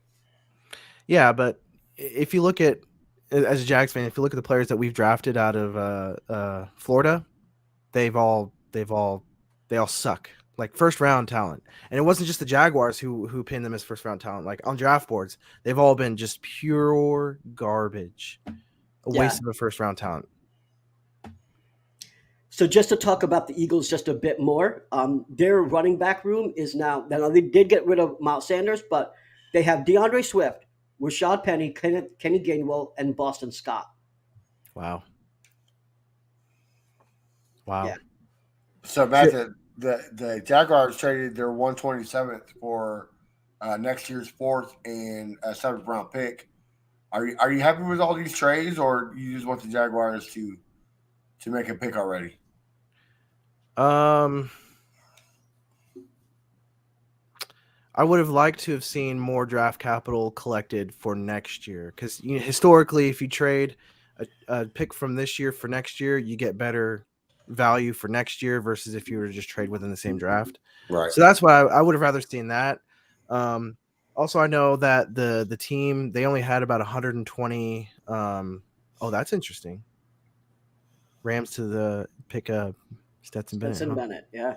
Another Bulldog. Yep. Matthew Stafford, Bulldog, Stetson Bennett. Yeah. Wow. No, I think the Jaguars approached the draft. They had said they think there's about 120 draftable players. And so, I mean, we're at what number pick are we at? 128. Yeah, so we're near the end of what the Jaguars pinned as draftable players. So, I mean, I don't know. It's hard to tell. So here are the details of the trade. Detroit gets a 2025 4th round pick, and they'll swap 7th round picks with the Lions getting the 219th pick. So that's the details of the trade that just went down. What do you guys think about that? The Rams picking Bennett. I mean, they need to do something for Stafford because he hasn't been healthy. And I think Stetson Bennett, honestly, is not a bad quarterback. He's just a little on the older side, much like Hendon Hooker. He just needs to not drink, and he could be a good quarterback, at least a backup. And don't run away from the police. I don't care how old you are. Don't drink and run away from the police. It's a bad combination. Right. I'm watching the Bleacher Report draft. They compared Stetson Bennett to Jeff Garcia. I don't know if you guys remember him, 49ers. Yeah. He was dating a Playboy model. But I liked him, outside of the Playboy model stuff. He on the field, I like Jeff Garcia and what he had to. Yeah, he was good. I mean, he led the Niners to the NFC Championship. Yeah, not bad quarterback. Now, that's back in the old days too. I want to give a shout out to Daniel Jeremiah. We got to get him on the shows one day. He got 42 out of the 50 correct. 42 players. So the people. So he said these are the top 50. He got 42 correct. That is insane. Insane. He predicted the trade.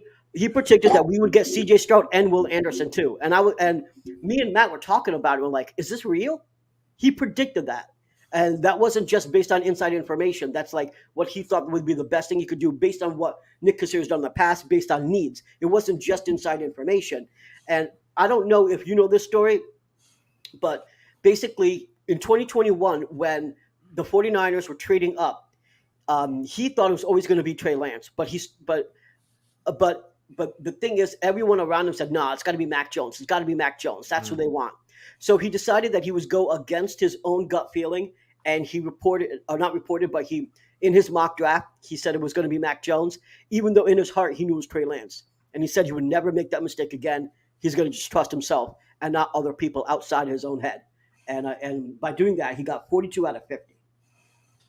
That reminds me of what was that one NFL draft analyst? He passed away a few years ago. The glasses, little puny guy. I think he was the one that predicted Ryan Leaf was going to be bust. Oh, he got fired before he died. What was his name? You talking about the black dude that used to be on ESPN? No. The short white guy. He had glasses, super nerdy looking, but he knew the NFL draft. He was a super. That's what this guy reminds me of. Jeremiah. That's what you're talking about. He didn't care what other people had to say. He went with what he thought in his analysis, and he was typically correct. Fahoko. So this is a guy that the Texans fans have been talking about in Spaces actually as a potential late round pickup. So at pick 129, Cowboys get him. Decent defensive end. He's in Texas, just not with y'all. Yeah. Basically, he's he does stay in Texas. So yeah. So this was a pick. All right. So the Jaguars are on the clock. Let's see. We're in the fourth round, so I think right now everything that you pick is icing on the cake, especially if they end up actually seeing the field, right? Right. Let's see who's available. Oh man, no. I could see them maybe going for Daniel Scott, safety out of California.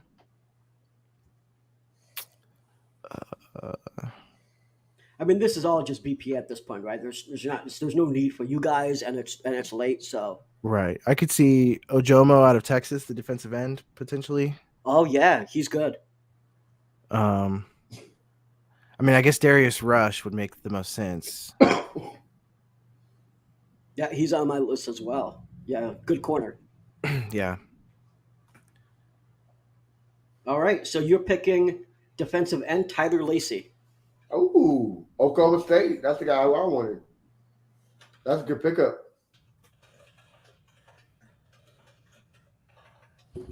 That's a real good pickup. That's the guy I wanted from Oklahoma State. Where is he? Matt, are you familiar with this player? I'm not. Okay. I'm not. I'm looking up right now. I am. He's a really good guy. What does he bring to the table? Size, very big size. The only one of the downfalls is he's very heavy footed. So sometimes that hurts him getting around, the swing blocks and whatnot. But massive bull rush. He can utilize the spin pretty good. But yeah, if check out my work on the fanbattlesports.com. I did defensive draft gems. Tyler Lacey was one of them. I think that was a really good pickup for you guys. Do you think the spot makes sense? The fourth round.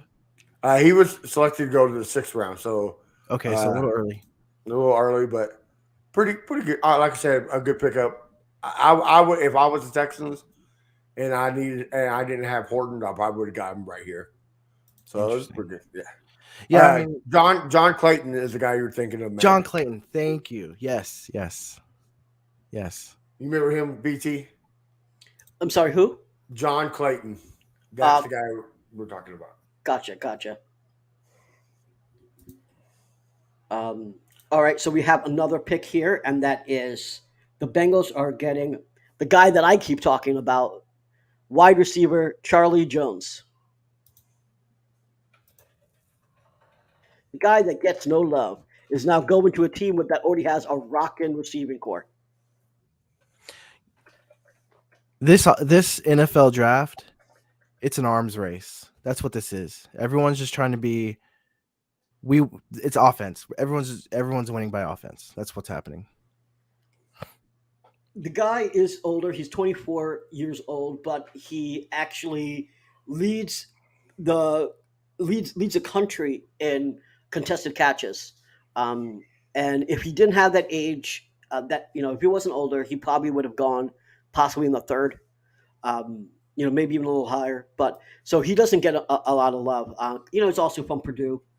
But I think for the Bengals, this is great. Oh my gosh. If they need to get rid of, Higbee or someone, and they don't have to cry in the corner and say, "Holy shit, we're going to have to pay this dude." They could trade and be like, "All right, we got an up and comer, we can develop him." So for the Bengals, this makes actually sense because they're going to have to pay a lot of dudes right now. They can't pay them all. They got rid of Bates, right? So they're trying to work out because they're going to have to pay Burrow, and they obviously have to pay Chase. Yes. So that those are the two dudes that they're going to have to pay. And the question is, will they have enough money to pay Higbee at the same time? And if they don't, well, potentially they got someone else that can help out. Right. Interesting. I mean, low key, they're having a great draft, right? I mean, they got one of the biggest steals in the draft in Miles Murphy. Yeah. Wow. A great cornerback in DJ Turner, a great safety in Jordan Battle. And then, right, like you said, Charles Jones. So, I mean, right now, the AFC North is killing it, man. The Ravens, the Steelers, and the Bengals. Like I said earlier, the Browns didn't have any good first or second picks, but they're not having some bad late round picks. So, I mean, AFC North, man, rocking it. But whatever to keep the Browns down, I'm all for it. Yeah, F the Browns, F Deshaun Watson. Right. For life. I think Deshaun Watson for life. #. I think every decent human being right now can say they are for whatever makes Deshaun Watson fail, right? Pretty much. So just kind of to go back to the Jags pick, Tyler Lacey. I'm just looking at his analysis right now. They're talking about how he's a versatile inside and outside, and that kind of fits what the Jaguars are trying to do, right? And that's what the Trayvon Walker pick was last year. We didn't pick Aiden Hutchinson, which I think we should have. I think Aiden Hutchinson. I think when you're picking number 1 overall, you don't pick a Swiss Army knife. You pick a one-trick pony who's great at what he does. Trayvon Walker was a Swiss Army knife, and I kind of see that across the draft picks and the players that we're picking up. Jaguars want players that are versatile, that can play multiple positions and are effective at different positions. So that pick makes sense, and I'm happy with it, especially since they've got their scheme, they know what they want to do, and they're plugging in players that fit that scheme. So I'm okay with it. Again, and it's also the 4th round, so you can draft Matt Briggs, and I'd be, that makes sense. I just wanted to also acknowledge that after 3 years of fucking hell, and I know it seems like 3 years is not that long because, listen, we're not the Bears or the Lions. The Texans are trending on Twitter, and not for sexual assault not for sucking. We're trending on Twitter because everyone is saying that we are winning the draft, particularly because of the trades and what was accomplished in the first round. So shout out to the front office. Shout out to D'Amico Ryans. Everyone's going to yell at me because I don't necessarily love Nick Casario. Me and him are arguing. We don't talk no more. We got beef. But I will say that we are having a fantastic draft. We got another pick in here. The Steelers are selecting linebacker Nick Herbig. I'll put that on the screen.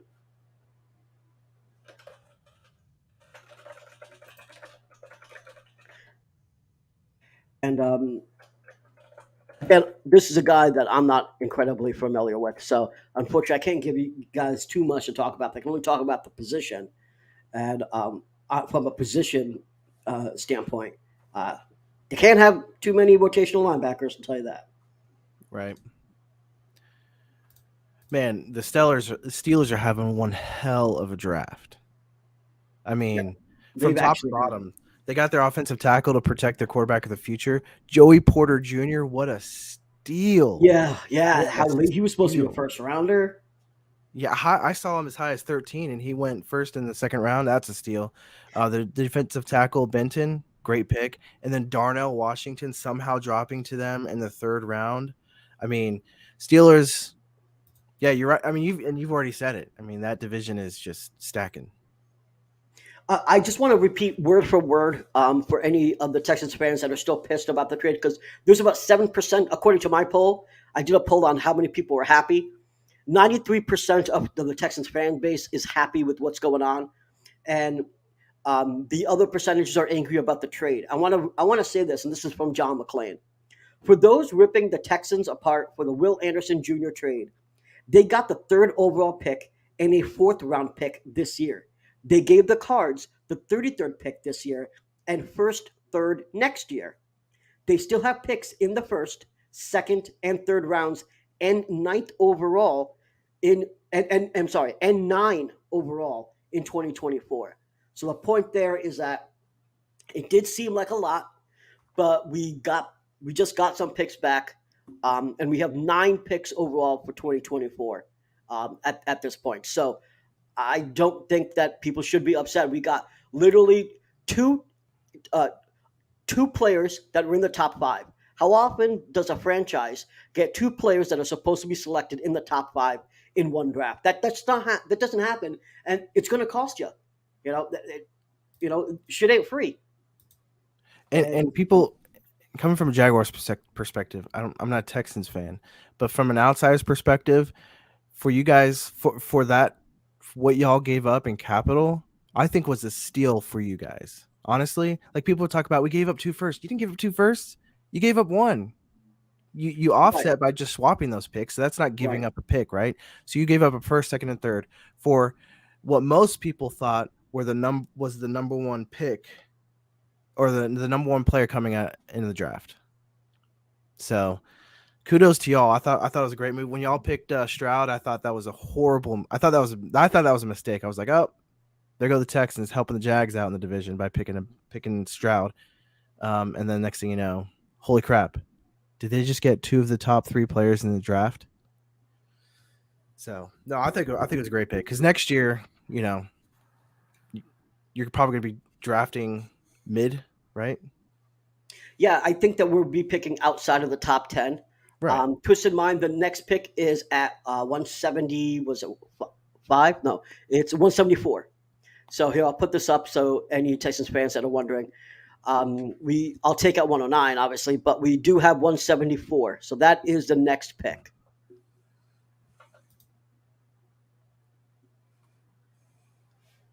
All right, so yeah, we have 174. So we'll see if there's any other updates here with the draft. But again, Texans fam, don't be mad, man. We just got really probably one of the best drafts that we probably ever had in our franchise history, honestly, and at least in the past decade.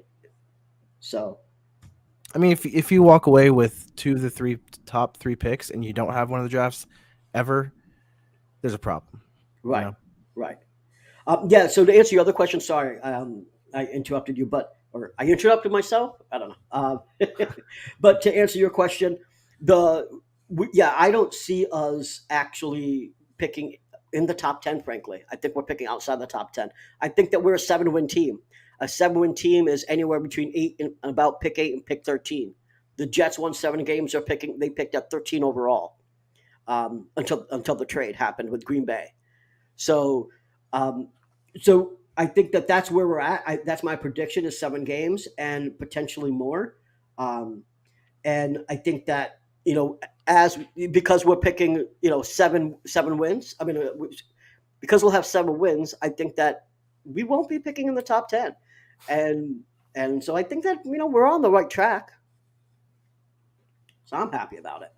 But yeah, if 93% of the fan base is happy, I guess it's time to not really try to worry about the 7%.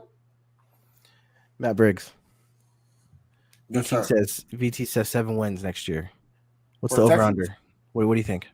I say over. If you had to put money on today, Over 7 wins. Okay. Yes, because look, we played in the AFC South, which all of us had some good. Besides the Titans, had some good drafts, but we're still trash. I mean, it doesn't call a spade a spade. We're still ass juice. And then we play the second worst division, well, probably the first worst division in football. Who's that? The NFC South. Oh, that's the worst division in football. by far. Yeah. So we play them. So there's 4 potential wins, and then we play the 4th division teams. The losers. Yep. So right there, I mean. So you're saying you have a favorable schedule that could potentially get you over 7 wins. I can agree with that. I guess. Yeah.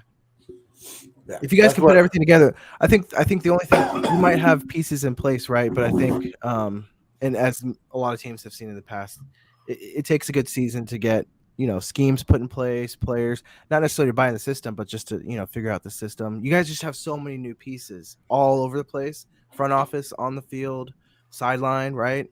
So I think there's a year where you guys got to put it all together. I don't, because if you look at the gameplay last year, there was a lot of games we should have won that kept us hindered by quarterback play and coaching.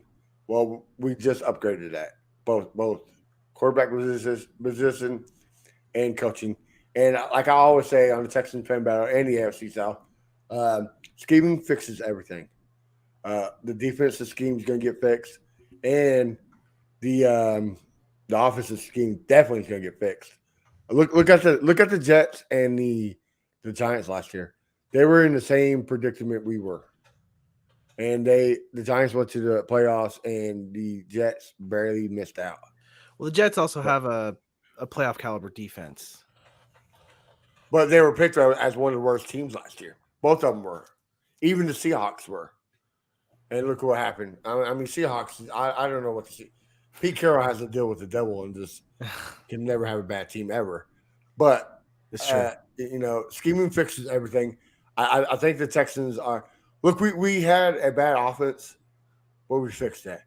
We had a bad defense, but our pass defense was ranked 11th. It was our run defense that was. Let me interrupt you guys for a moment. So obviously you see there on the screen that the Vikings select DB defensive back Jay Ward. But the bigger thing here is that the Raiders – oh, hold on one second. The Raiders select pick 135. So what they're expecting right now is the Raiders to potentially get a quarterback that they can sit behind Jimmy G. Jalen Hall. And potentially be there. So that's the rumor right now, but that is another trade. And I just want to ask, do you think that they're actually going to get a quarterback? Who would it be, Jaren Hall? I think Jaren Hall would be the pick. I think that would be the pick, yeah. Or that guy from Stanford? Andrew Luck went back to college. Right. Davis Mills. You have Davis Mills. I'll give you Davis Mills for the 135. Yeah, right? Let's go. But yeah, so that's another trade. This just seems like a trade heavy draft, and it's not just because Yeah. of us. Like it's actually nuts. So the Raiders go up, and they're on the clock. They traded into the fourth round. Their original spot was 144. So they traded up and gave the 214th to the Patriots to go up. So the trading up, quarterback does make sense. I will be right back. Alrighty. Oh, I didn't know that Nick Herberg, who just went to the Steelers, has his brother there. Oh, I didn't know that either. So that's pretty cool. All right, so they selected Aiden O'Connell. Oh, okay.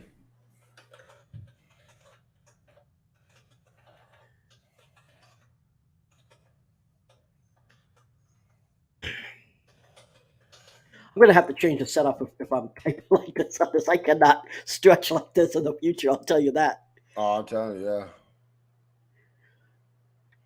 All right, so they're all right. So the Raiders have selected Aiden O'Connell. I don't know if that was. We'll see how that pick turns out. I mean, like it's not like they gave up a ton, but yeah, I want to know. I want to pick that as the quarterback, but I mean, there are definitely people that thought that if we weren't taking a quarterback in the first, that Aiden O'Connell could have been on our list. But that's who they're going to, not Jalen Hall, not Jaron Hall.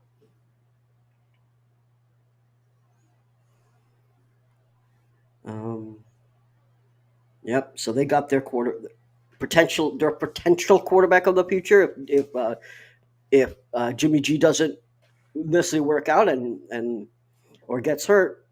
Aiden O'Connell could see him on the field. So that's going to be interesting. All right. So the Raiders have actually that was a big target. Apparently, the Raiders have been trying to get him for the past hour, and they're traded up, so they finally got it. So the Raiders have been working on trying to get him.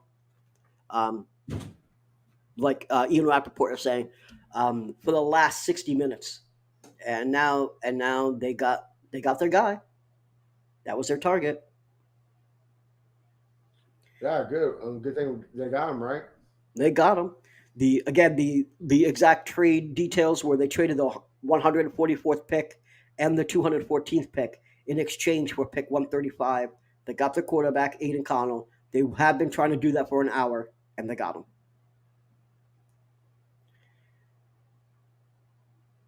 So now we are still waiting on the next pick here. So we got 136 coming up, and we're at 174. So we're about 40 picks away from the Texans' next election. You need to hurry up. Matt, let me ask you. Well, I get how do I? All right, I'm just going to call. I'm going to call the Matt that's up top Briggs. I'm going to call the Matt on the bottom just Matt. Right. So Matt, let me ask you. People were complaining that Balky was taking a running back again, and it looks like his strategy. If you look at it, he seems to be taking a running back every year that he has been able to. I think that's a good strategy because you aren't married to a running back. You can trade him out for picks and continue to get a young running back, and also that injuries happen and you need depth. So I think it was okay, but I saw a lot of Jaguars pissed off that he selected a running back that high. What do you think?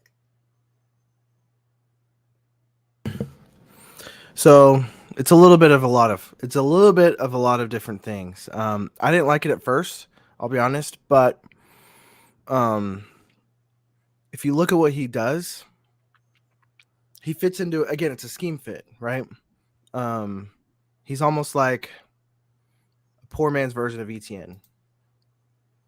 And the way that our team is set up, we set the run up with the pass, right? So where the NFL of old, you set the pass up with the run, we set the run up with the pass. And so he's going to be all over the field. He's going to be He's going to be in the backfield. He's going to be in the slot, and that's what he's going to be. He's going to be an offensive weapon for us. And so I'm still not a huge fan of the pick, but I get it. I feel like the theme of this NFL draft for a lot of teams is just it's an arms race, right? It's just pick up your offense and get better at offense, and who can sling the ball better than the other person, you know? Well, I got to tell you, obviously I follow people in our division because I like to know what people are thinking, like what fans are thinking in our division. And I see a lot of people complaining about the Jags picks, like really, really picking them apart. So, like the first pick, I'm okay with the offensive tackle. Britton Strange, again, that was one of those that had to marinate. I didn't like it at first. But I didn't realize we haven't re-signed Dan Arnold, not just Evan Ingram, but Dan Arnold. He hasn't been re-signed. He's one of the tight ends that we had on the roster last year who I liked a lot, a true pass-catching tight end. And obviously Evan Ingram came out to be one of the top tight ends in the league last year. Unfortunately, we haven't re-signed him yet. He hasn't signed the tag. I think we do get something figured out, whether that's the tag or a long-term contract. If we get the tag, I think we're safe because this pick that we have here, Britton Strange, because I don't think we can tag him 2 years in a row. We have too many players next year that are going to be needing to be re-upped. yeah. So that tight end pick could slot in for what Evan Ingram brings. But hopefully that's not the case. Hopefully we just have two stellar tight ends for the long term, and Evan Ingram's contract ends. We say goodbye to him, and then we re-sign Britton Strange. Again, the running back, I get it, but I don't like it. I think we had other needs at that point in time in the draft, and there were players that could fit that. So, All right. So I'm going to say two things here. And the first thing is that there is a trade. Buffalo is trading pick 137 to Washington for 115, 215. The thing of note is that 137 was actually ours before the NFL got involved and took that pick away, saying that we violated the cap space rules when we paid for Deshaun Watson's gym during COVID, which I completely disagree with. But, fuck Roger Goodell. He does what he does. But I will say that the Jaguars pick is in, and you guys have picked linebacker Yasser Abdullah. So, Matt, what do you think about that? you can't I have love too many it. linebackers. I think that's a good pickup. You can't have too many linebackers, but I feel like we have too many linebackers. If you recall last year's draft, picks 1 through 25 for us were linebackers, it feels like. And maybe that kind of goes. I'll have to look at the history, but maybe Trim Balky likes him some running backs and some linebackers. I don't know. I'll have to look at it. But again, two things. We're in a point in the draft where you kind of almost throw a dart at the board. Icing on the cake kind of picks. At the same time, I think it would have been nice to have more cornerbacks picked, and more guys along the line.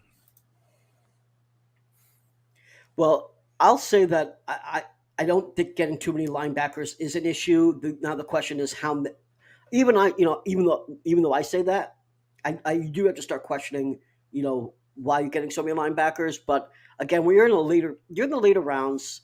You guys really don't have any glaring holes. You picked another pass rusher. You just got your pass rusher. So, like, if Josh Allen and Trayvon Walker aren't it, or if you got a potential dude to go up there and beat him in camp. So I think that was a good pickup. That was for need as probably BPA at the same time. I think that works out. If you ask the question why another linebacker, I mean, do you need special teams? Special teams is a thing, and so even if these dudes don't see the field on a defensive play, getting these dudes for special teams in the 5th round is not a bad thing. It's not a sexy thing either, though, right? Like we see this all the time. Like when teams pick an O lineman in the 1st round, there is no joy. There's no joy. Maybe if a left tackle, and that's pretty much about it, gets selected in the 1st round, but there's no joy. And so when you have a ton of depth pieces or special teamers later on, It's not exciting for fans, but you need special teams to win. You need depth at the linebacker position to win games. Yeah, and the good thing about Abdullah, he can play linebacker, he can play Mike, and he can also play the edge. So it's a great depth piece for you guys, right? Like he can move all over the line for you. So I think it's a smart pick for the Jaguars. I won't say that very often, but we'll say that here.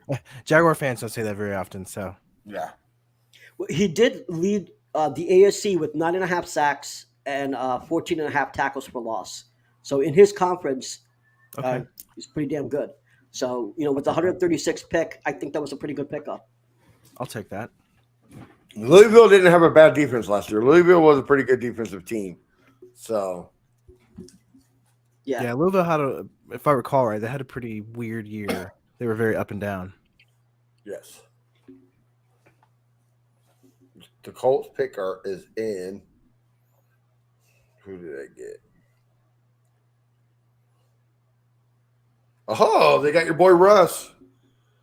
BT. Who did they get? Russ, the cornerback. Oh, okay. Yep, Darius Russ. The Commanders picked defensive end KJ Henry, and the Colts have Darius Russ from South Carolina. Okay. Hey, man, the Colts are low key killing it. Yeah, that's why I say I think combined with what they already have, the supposed quarterback whisper that they have, I think they have the potential to jump up most in the division. Let me get a better look at their team because I know.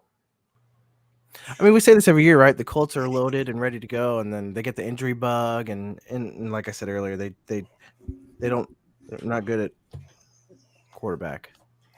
Well, I mean, listen, AR-15 was my QB1 of this draft. That's who I would have loved, but the Texans were not interested in him at all. They didn't even bring him in for a visit, which honestly I thought that was malpractice. How do you not bring in all the top quarterbacks that are going in the first round At least give them for a a visit? look, right? Yeah.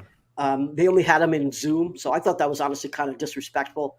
But in any case, I wanted to draft him, but I knew we didn't have a shot at getting him. And I thought that the second best option was C.J. Stroud, and we ended up with C.J. Stroud, so we got the second best option, in my opinion. I think the Colts could do some damage with Shane because they got Shane Steichen. Shane Steichen was actually my number one choice for head coach over D'Amico. No, I'm not complaining with D'Amico, but what Shane Steichen was able to do with Jalen Hurts is amazing, nothing short of amazing.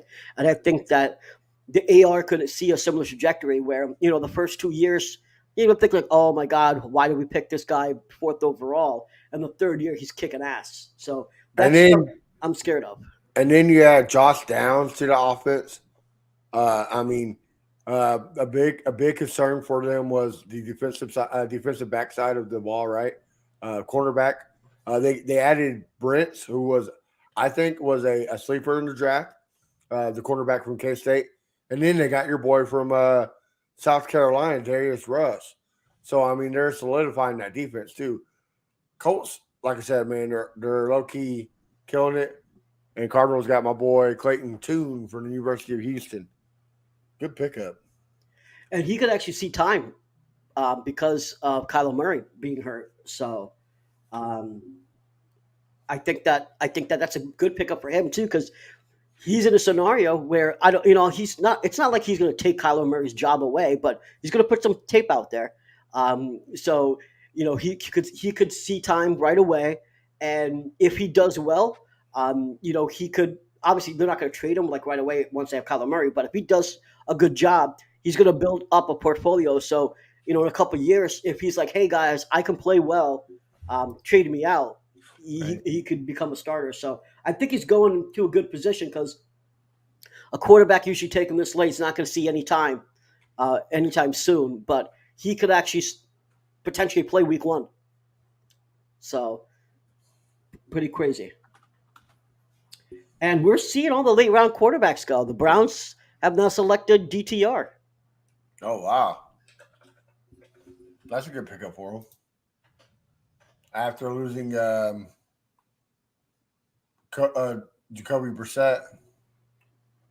That's not a bad pickup. Deshaun Watson. You never know what's going to happen with him. He can get arrested for fondling a dog. Why does a dog have to suffer? Right. Hey, better be careful in the NFL. You can mess with a woman and you get no prison time, but if you mess with a dog, you're going to prison. True.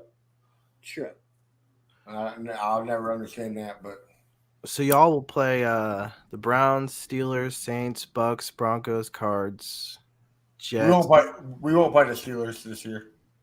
We play the AFC North, I believe. Oh yeah, we do play. No, yeah, we do. Yeah, Jets, Panthers, Ravens, Falcons, Bengals. That's tough. Outside of the AFC North is going to be tough, no doubt. The AFC North will be. But I honestly think that there's a chance that the only team that will beat in the AFC North are the Browns. I will say this. You know what? I shouldn't even say that because that's a home game. It's a home game. For y'all. So I think that listen, we were actually pretty damn close to beating him last year with Kyle frickin' Allen. And we had I was actually at that game. I flew down and DPJ actually ran a touchdown on special teams. And that's what killed us. Yeah, and that's what killed us on the momentum side. Yeah. There was no passing touchdowns, not a single one thrown during that game. There was not one passing touchdown thrown. So I think that there is a chance that we could not only beat the Browns but hurt them quite a bit. And honestly, one of the things that I think that's going to change this year is that I went and walked watching games thinking, oh, we don't have a shot at winning. I don't think that's going to happen this year because of the changes that we made. We finally have a real quarterback. So at the very least, I think we're going to have a shot at every game. And so I shouldn't say the only game that I think we'll win is the Browns. I think we'll have a shot at winning. And any given Sunday is going to be in full effect next year. Well, I remember I'm sorry, go ahead. I'm keep rambling. No, it's all right. It's just the one thing we got to remember about the Browns is, like I always say, coaching. It all comes down to coaching. And I don't think Stefanski is the answer. I think this is probably his last year out the door. I don't think he's a good coach. Not a good scheme. And I think he failed his team this year. I think the only reason why he made the playoffs a couple of years back is they rode a hot hand of Baker Mayfield. And that's the only reason they got to the playoffs. And also off the back of Nick Chubb. So I don't see the Browns being a very good team this year just because of coaching wise. The Vikings are on the clock. There has been a trade. Surprised? Not at all. I mean, quarterbacks are going. Yeah, I'm saying quarterbacks are going. Jaron Hall. Do they not have Kellen Mond on there anymore? No, they cut him last year. Oh. The trade is all right. So the Vikings are on the clock, getting 150, and then there's another one. Wait, what? I did not understand this. Indy is getting 158 and 2. Oh, okay. So the Colts are getting 158 and 211 from the Vikings. Colts stacking up those late round picks right now. Yeah, when you have a lot of holes and you're trying to rebuild a team, you want as many players on the field for competition purposes. Don't tell that to Nick Casario because he won't believe you. Well, I mean, you're seeing teams doing that, right? Especially in the AFC South. You can use that like you said, Matt, stack up, or you can use to trade up like Nick Casario has been doing. Right. Yeah. So both are good options. Yeah. If you can get the quality, obviously go for the quality, but sometimes you just need to get the quantity and hopefully find some quality out of that.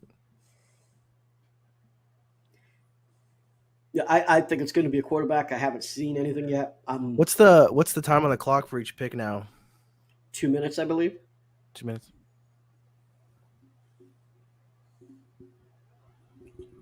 Yeah, I mean, this is a time like in fantasy, like you should already know who you want. Yeah. It's time to get it over with. So all right. So Figgy Fig, right? Another friend of the show. Big Sports Radio supporter. 610. Oh, Yep. by the way, shout out and congratulations to Figgy Fig for winning Producer of the Year. He just won it 2 days ago. So shout out to my man, Figgy Yep. Fig. He won that awesome award. Deserves it. Well deserving. Well deserved. But he's making a joke that there's a quarterback controversy for the city of Cleveland now that the Browns have selected DTR. And yeah, and he's a Cleveland Browns fan He's too. he's so. from Ohio, so yeah, Yeah. you know, so that was funny. Yeah, make sure you check out his podcast, Juice and Gems, real good podcast. If you like music stuff, check it Yeah, I out. like it. It's very varied. They talk about football. They talk about Mhm. obviously what his job at Sports Radio 610. You actually get, like, for anyone that like us, like me, all three of us here, right? I'm gonna just say the two Mats and the VT over here. If you're like us and you're trying to do your thing online, trying to comment about sports. He actually goes in some detail about what you may not know, like why don't they take a lot of calls anymore, or what goes on, why they, what goes on behind the scenes, how they select what they're talking about, the producing aspect of the show, not just a commenting aspect, and so it's a really cool insight to kind of see like what goes on behind the scenes. They are In the Loop, which is the show that he's on, is the show of record for the Houston Texans. So if you're watching this, so you're a Texans fan. So if you're a podcaster or attempting to watch one, it's a great show to watch. Plus, he talks all about hip hop and culture and. So the Vikings do not select a quarterback. They go Jacqueline Roy from LSU defensive tackle. They go DT. Okay. Oh yeah, Jacqueline Roy. Mm-hmm. Hey, I feel like was that, maybe this is when I stepped away, but did we touch base that the Colts picked up Darius Rush? Yes. Yeah. That was a good pick. Yeah. Really good pick. Yeah, he was the top corner left on my list there. I mean, I don't want to give Colts credit because That's what I'm saying. The Colts are low key having a pretty good draft. dang. Yeah, if I'm a Colts fan, I'm happy as hell. If I'm a Titans fan, I'm pissed off. Yeah. What about that? I mean, what's going on there? I mean, if you believe the rumors, there's a lot of infighting going on ever since the trading of AJ Brown. I mean, that makes sense. There shouldn't be any fighting. If I'm the owner and I saw what happened, I mean, you're gone. I'm missing what happened? Oh, I'll let VT. Yeah, so basically, Grieve was asking what's the reason why are the Titans sucking, and in terms of draft, and I'm saying that the rumor is that there's a lot of infighting going on because of the trade of AJ Brown. The rumor was they tried to actually say that, oh, we tried to offer him some real money. No, they didn't. They didn't even offer him $20 million. So it was almost like they got caught in a lie. And they were trying to say that they offered him close to 25. He's like, no. It turned out that, especially after the owner, Amy, whatever her name is, he's a cokehead. She said that she gave the green light to give him whatever he wanted. So I mean, you kind of had to, Ridiculous. spend whatever you whatever you have to get him, right? So yeah, I can see why. Yeah, the Colts are going to have an issue, and frankly, obviously, I'm not a Colts fan, so I don't really have to care. But You mean Titans? I'm sorry, or Titans. I'm doing too many things at the same time. I'm not a Titans fan, so I don't really have to care. But man, I'd be upset. And as a Texans fan, you should know I have been quite upset for 3 years, and actually more, but we'll just stick with the 3 years for now. So Matt, based on your schedule, of course, you're playing the AFC, the AFC North, the NFC South, us. any first place teams in their respectable divisions. What is your floor of wins this year?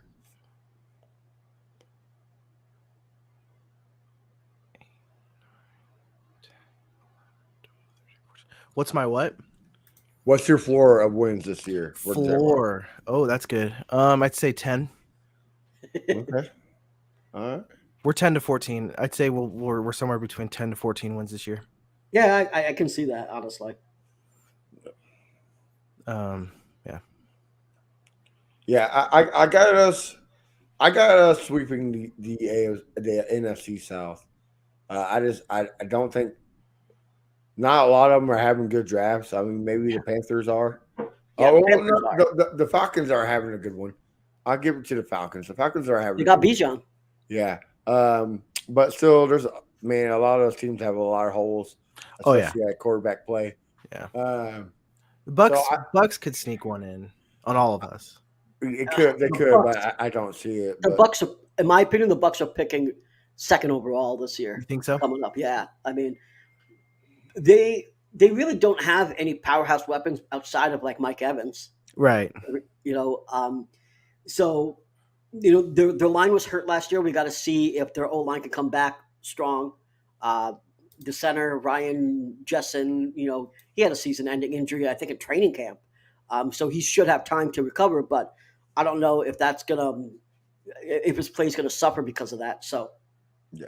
I don't see the Tampa doing real well. I think honestly, Panthers are the only ones you got to be really afraid of because on top of Bryce Young, they also have a great staff, coaching staff wise, and they got rid of DJ Moore, but they also picked up a nice receiver in the draft. So I think that the Panthers are the one that is going to potentially win the division, and you could see Bryce Young as a rookie potentially could make the playoffs. But the rest of the NFC South, I think, is pretty good to be trash. The Saints, for example, I've been knocking the Saints for the longest time for the past couple of days, even last year, frankly. But they had 2 games where they had less than 10 points. Yeah. They're winning by defense, and And they lost a lot of defense too this year. and they lost a lot of defense this year. So they got Derek Carr. I'm not the biggest Derek Carr fan. They did just get a QB2 as well, but they didn't really do anything weapons wise. They seem to wanting to rely on Michael Thomas, but Michael Thomas hasn't run a route in a minute. Yeah. So But yeah, so and the AFC North, I see us getting Cleveland, so that's 5 wins. And then I think we split with the Jags like we did last year. For some reason, y'all just have a hard time sweeping us. Yeah. So that's what 7 wins. I got us sweeping the Titans. That's 9 wins, and then splitting with the Colts. So on paper, a potential 10-win team. So the Steelers keep taking every single player that I want. They took Darnell Washington already, and now they take Izzy. Israel Abedconga. Good pickup for them. This dude is a steal. I understand that some people believe that he has an issue with vision, but honestly, the dude is speedy. He can cut well. He's not necessarily the most consistent, but he's pretty awesome. And when you pick him this late, I think that that's all you can ask for. And I think that this dude is a bully. I think that he's going to be amazing for the Steelers. I wanted him. I thought that he could come into the Texans to be an RB3 under Pierce and Singletary, and then move up to the RB2 role once Singletary moves on.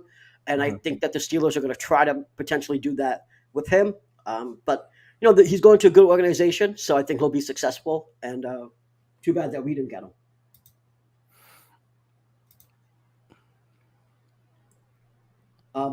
And we're getting the picks more and more. The Patriots have selected Antonio Mafi.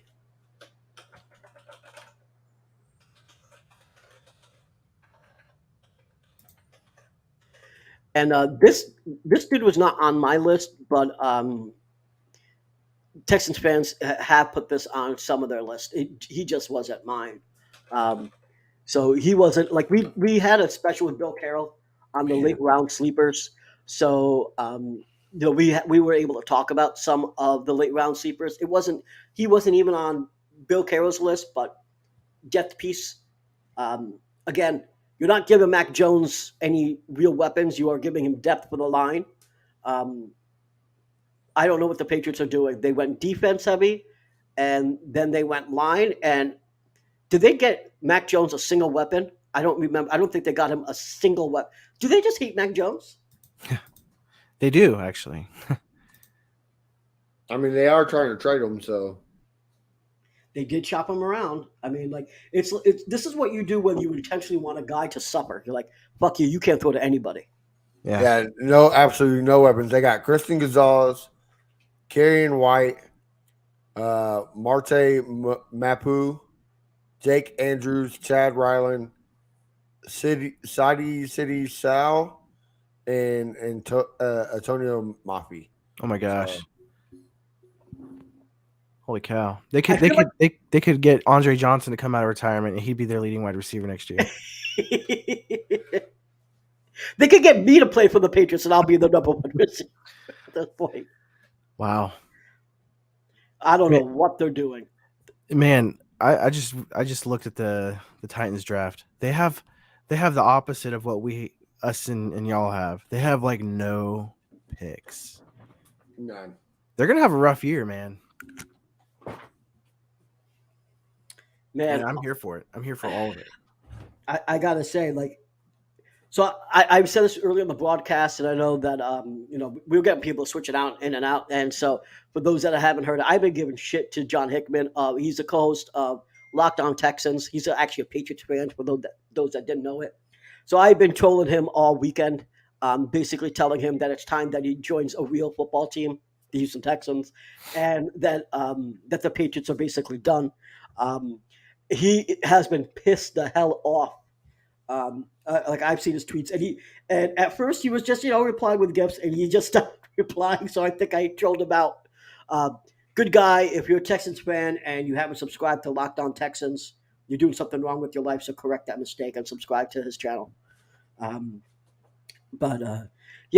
the Patriots select Antonio Mafi. They continue to show Mac Jones just how much they hate him. And Mac Jones should do something in return. I don't know. Request a trade? I don't know. But whatever they do, I mean, look what they did to him last year. They'll put in defensive guys calling offensive plays. Then they're like, "Fuck you! You can't throw to anyone. We're just going to go all defense." I don't know. I think Bill Belichick has lost it. So Matt Green might be able to tell us some insight of this guy. The Panthers select Florida State safety Jamie Robinson. I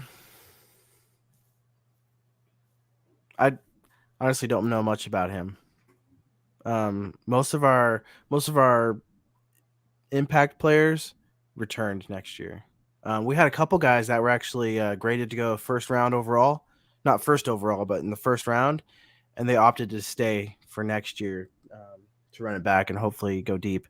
That's we've talked about this before. That's the NIL coming into play. So Right. So him, I'll be honest, I have no idea.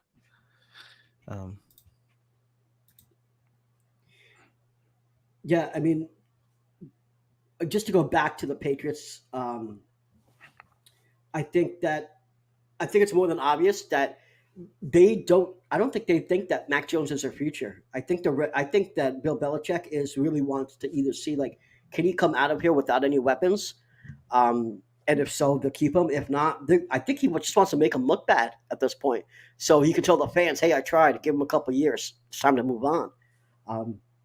This is not what you do to a quarterback that you believe in at all. Right, and Mac Jones had a stellar first year. He did. The problem was they the second year they brought an offensive coordinator that was a defensive coordinator. That's exactly what they did. That's right? That's not on Mac. It's on No, brilliant Belichick. Right. I mean, I don't know what's going on. I think I don't know. Is he aging out? I was about to say, is he kind of old? Is he too old? Does he need to get some sort of testing done on his cognitive abilities? I don't know. I mean, This is the thing, though. When you have the type of success that he has had, Right. what do? Do you just let him cook and see what happens for the next couple of years? Yeah. Or do you actually say, hey, you've given us 6 Super Bowls. It's time to get the fuck out? Like, Yeah. I don't know how you handle that situation because you would think that he deserves enough time to let him do what he wants to do. I think you're right. You say like he deserves it, but at the same time, how long do you give him before the fans start turning on him? Because the NFL is not a pretty beast. I mean, if you aren't delivering soon, you're gone.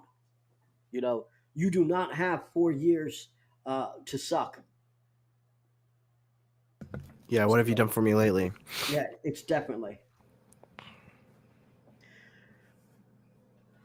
So I don't know what the Patriots are doing. What I will say is that division is all about the Dolphins and the Bills. Yes. And the Patriots are no longer Big Daddy over there. So And you got the Jets, so the Jets they're making some moves, you're especially right. adding Oh yeah, Aaron Rodgers. someone's Aaron Rodgers. You're right. Believe it or not, the Patriots they're going to be the worst. They're going to be the worst in their division.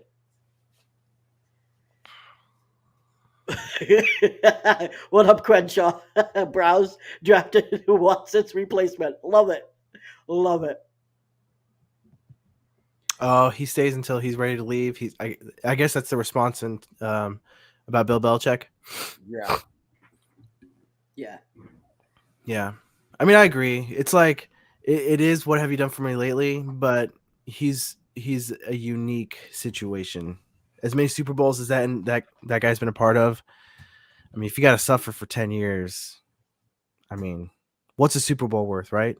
What's 6 Super Bowls worth? Right. But look what the Eagles did to your head coach, Doug. Right? I mean, he won a Super Bowl, and then they said, "Get the fuck out." Yeah. I don't know. Yeah, and But they Eagles, chose Wentz over Peterson. Look where that got him. Eagles fans are a lot rougher than Patriots fans. So Yeah, Eagles fans will turn on their own mama. I'm sorry, Philadelphia Bulldogs fans. So yeah, I didn't know too much about Panthers' new safety Jamie Robinson. We got another safety, Saints select safety Jordan Howden. So again, the Saints continue to go heavy on defense, not helping Derek Carr out there and giving him Michael Thomas, who may not have a foot by the start of the season. We shall see. Some of these picks, man, I just don't get it.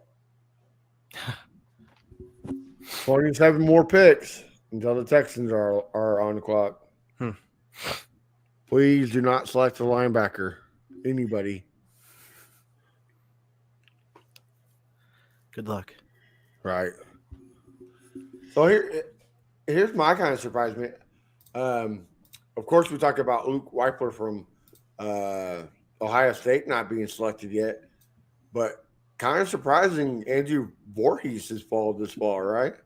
I mean, we all know that he's not going to be playing at all next year because of his knee injury. But, I mean, dude was a first-round prospect.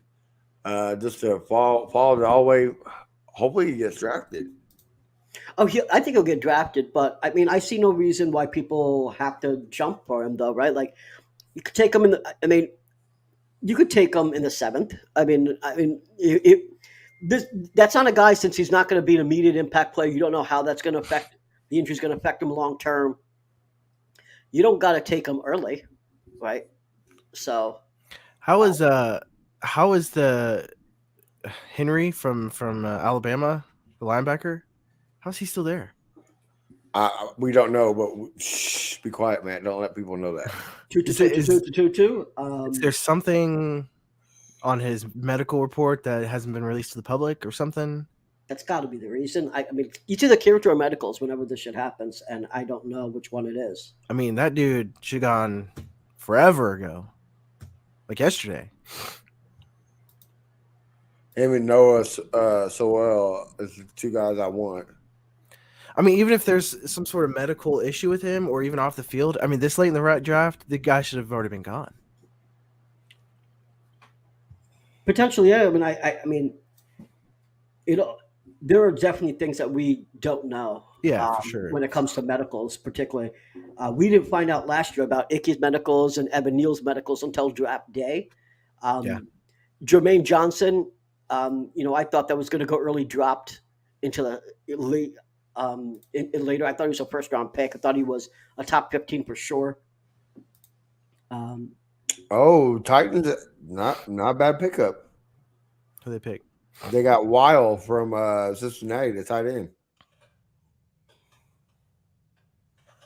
Josh Weil. Okay. That's what the best pickup that they've had so far. Probably. I don't know, man. So the Titans kind of Dr. Jekyll, Mr. Hyde me this draft. So the first round, I thought they knocked it out of the park with Peter Skorbanski, right? Yeah. I mean, that was the silver fry pick for them. And then they're like, all right, we're done, guys. That's all we need. First pick. We don't need nothing else. So a little crazy. Yeah, I think that actually, like, I was just joking if that was the best one. Like, I think the tackle that you really needed line, right? Like, they needed line. We knew that.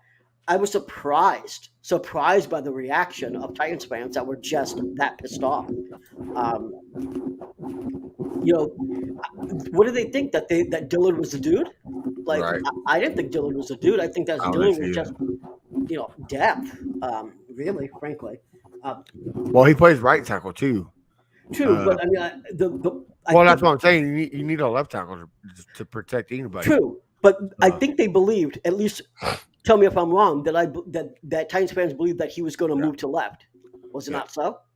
Yeah, that's what they thought was dumb, but I don't know. Here's a question from our boy Crenshaw. If Juice could play more than one position, couldn't he be Howard's replacement? If Luke there at 174, would you take him or nah? Doesn't make sense.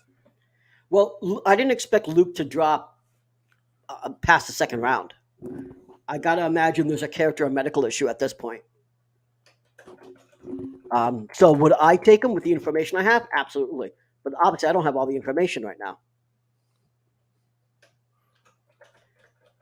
And I do not know if I don't know if he would be a proper replacement for right tackle for Titus Howard. Like if so, I can't comment on that because I don't think that's what the plan that they have.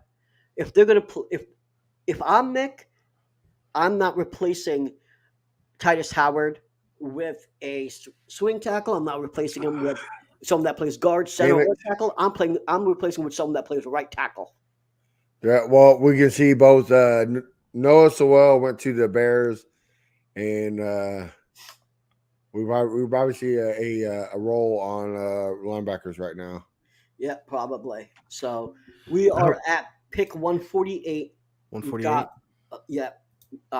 So we've got about a little over 30 picks to go for us, the Texans, and 12.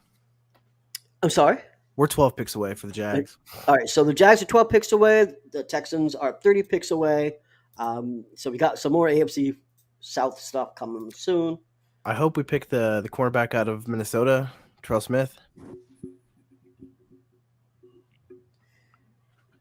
He was ranked pretty high coming into the draft.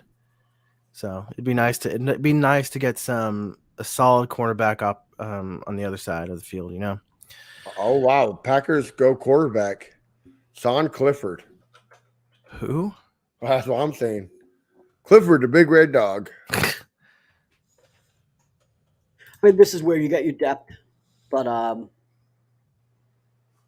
Jordan Love moving up from QB2 to QB1.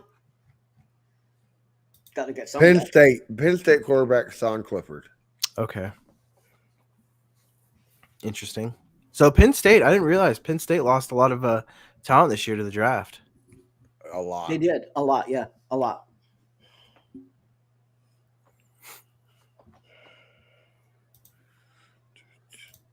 So Ian Rappaport was talking about the game that when Will Levis played Penn State,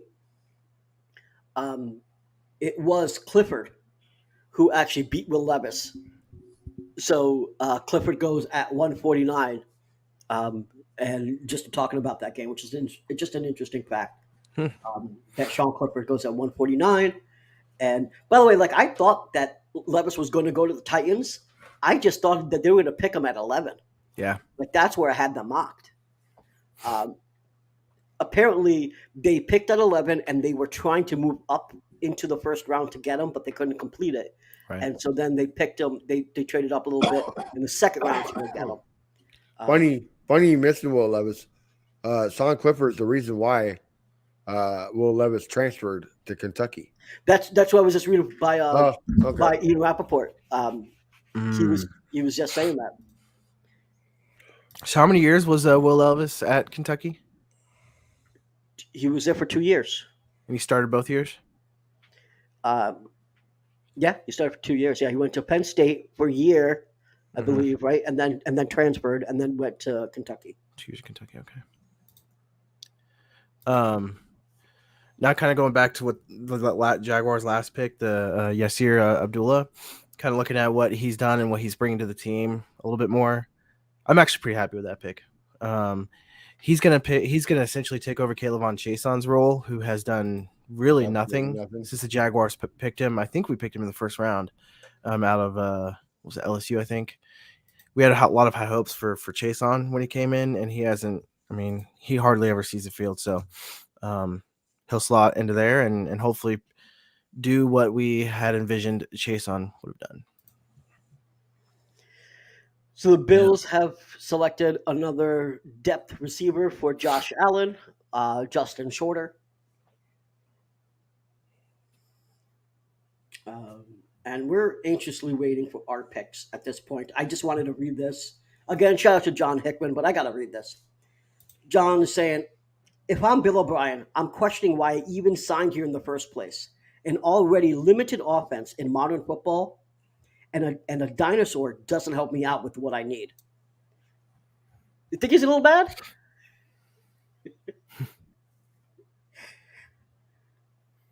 See, the Colts picking a few picks as well. Actually, they picked 2 times here. 3 times this round. Interesting that Antonio Johnson shouldn't have fallen. Like Lance is saying, Lance Zerline from ESPN, he said that he doesn't believe that Antonio Johnson should have fallen like this. And he's not aware of any medical issues, so he's unsure why Antonio Johnson is falling. Because he should have been picked much earlier. Interesting. Now, another interesting fact is that Noah Sewell, who was just drafted moments ago, is now in a division rival for his brother. Oh, Penny, yeah. Right? Yeah. So the AFC North now has 2 brothers that are going to go at it. Seahawks select Mike Morris. I don't know from where and what position he plays, but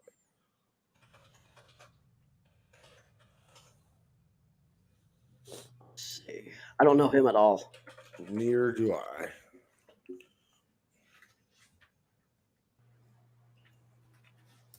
Oh, he's an edge. Okay.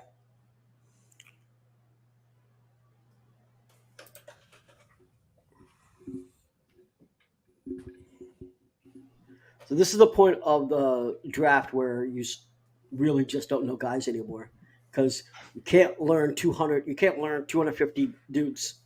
My limit's pretty much at like 120, 130, and then I start dropping off.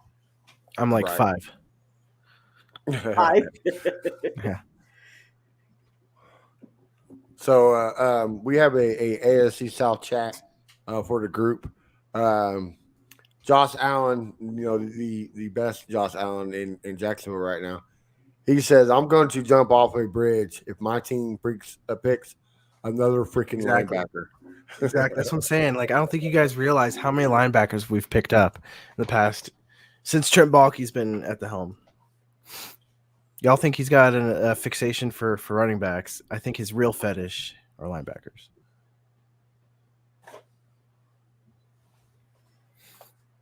Especially with what talent's still left on the board. If there's somebody who has some sort of medical issues, I mean, we're in the 5th round here. Most of these guys probably aren't going to make the team or the practice squad, you know? So pick a guy that had a higher grade. If there's something medical or something else, if it all works out, you've got the talent, right?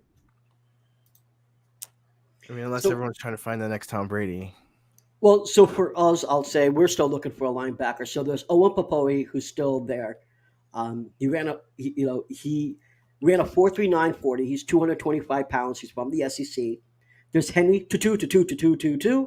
He is Christian Harris's teammate. So that'd be someone you could pair him with. And Will Anderson's teammate. That is true. And Will Anderson's. You have Ann Fernie, who ran a 4.53 at 230 pounds. And you've got D. Winters. So those are 4 dudes that are now available now that Noah Sewell is off the board. Ivan Pace is still on the board, is he not? I believe he is, yeah. Another Cincinnati player.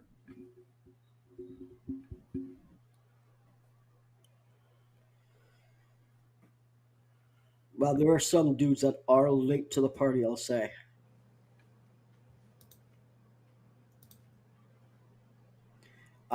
Yeah, no one understands why Antonio Johnson is falling. I mean, obviously we know that his injury, but like this bad? Yeah. Oh well, sad.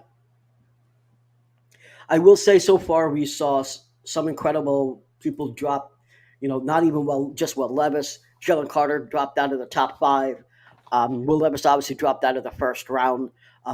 Joey Porter, who I had you guys mocked and actually going up for, trading up a couple spots to get Joey Porter. Yep. He dropped out of the first. Kelly Ringo, who dropped out of the first and second.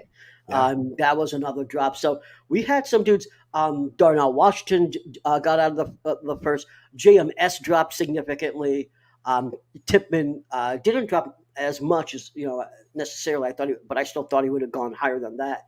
So there's a decent amount of dudes that are on the radar that have dropped in this draft, but some much crazier than others.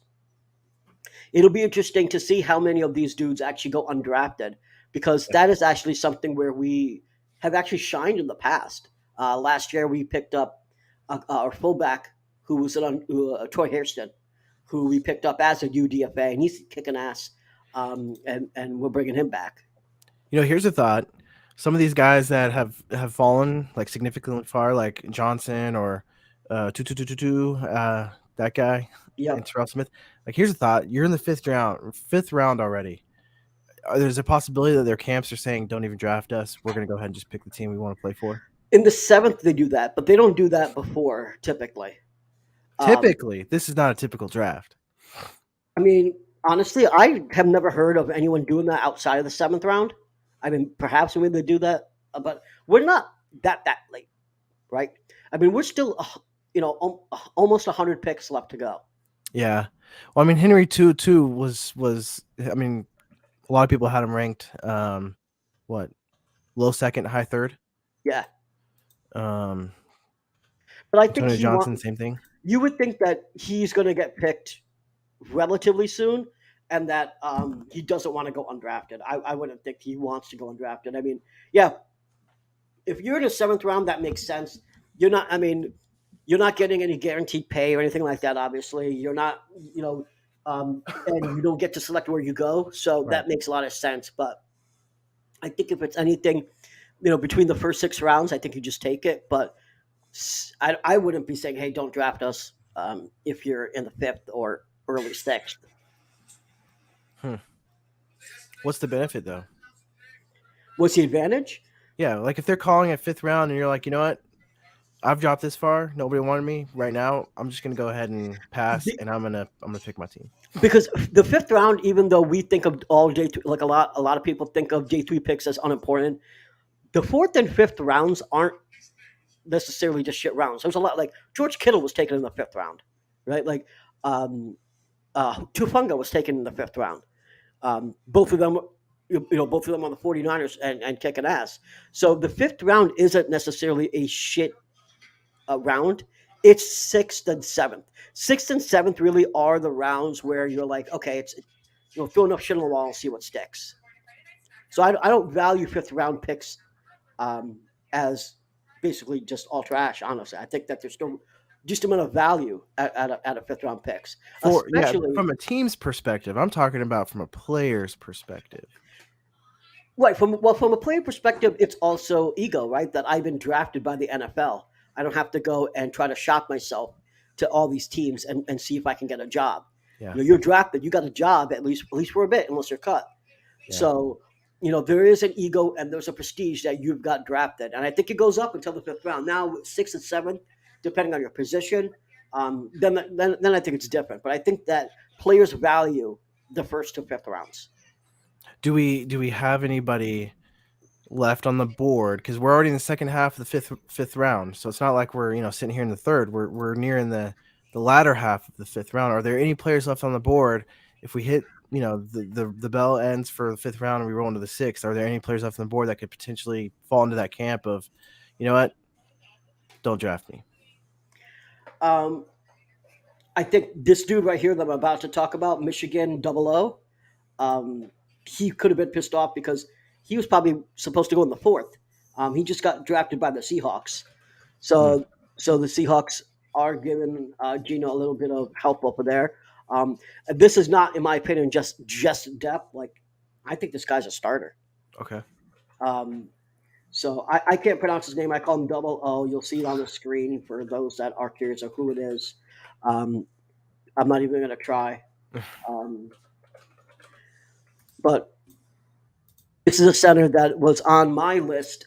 In fact, I had him. I think I had him like at the 3rd of the top centers in this draft. So that might be a guy where you're pissed off. You're like, I can get a job. I know, I can get a job anywhere because centers are definitely valuable. But yeah, he would have been one of the ones. Here's something I just realized. You know who hasn't been taken yet? Who? Patterson from Notre Dame. Oh. I didn't even realize that. Yeah, that's crazy too, because a lot of people had him as a first round, second round talent. Yeah.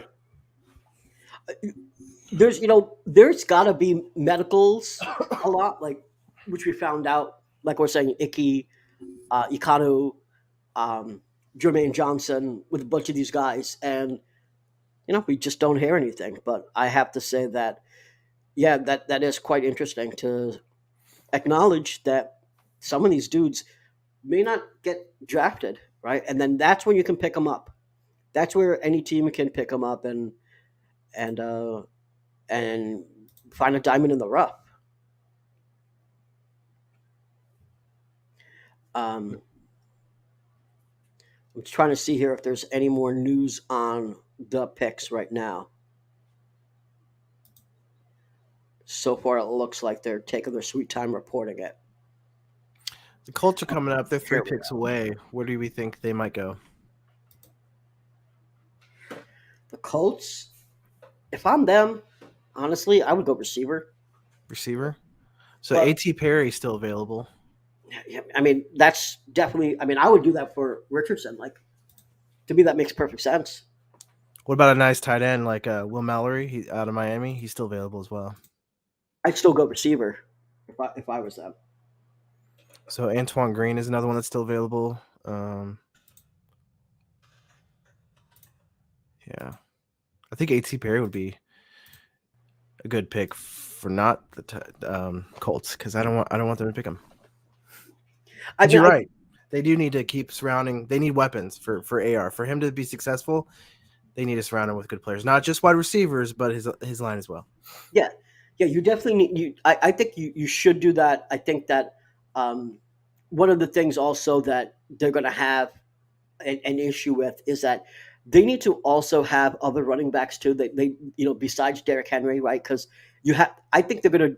Wait, the Titans or the Colts? Oh, you're. I'm sorry. You're talking. Who are you talking about right now? Because I'm getting. They are. All right. All right. So sorry. So for them, you got to even for them, they 'Cause need they're someone picking else in 3 besides picks. Jonathan Taylor. 2 Um, picks.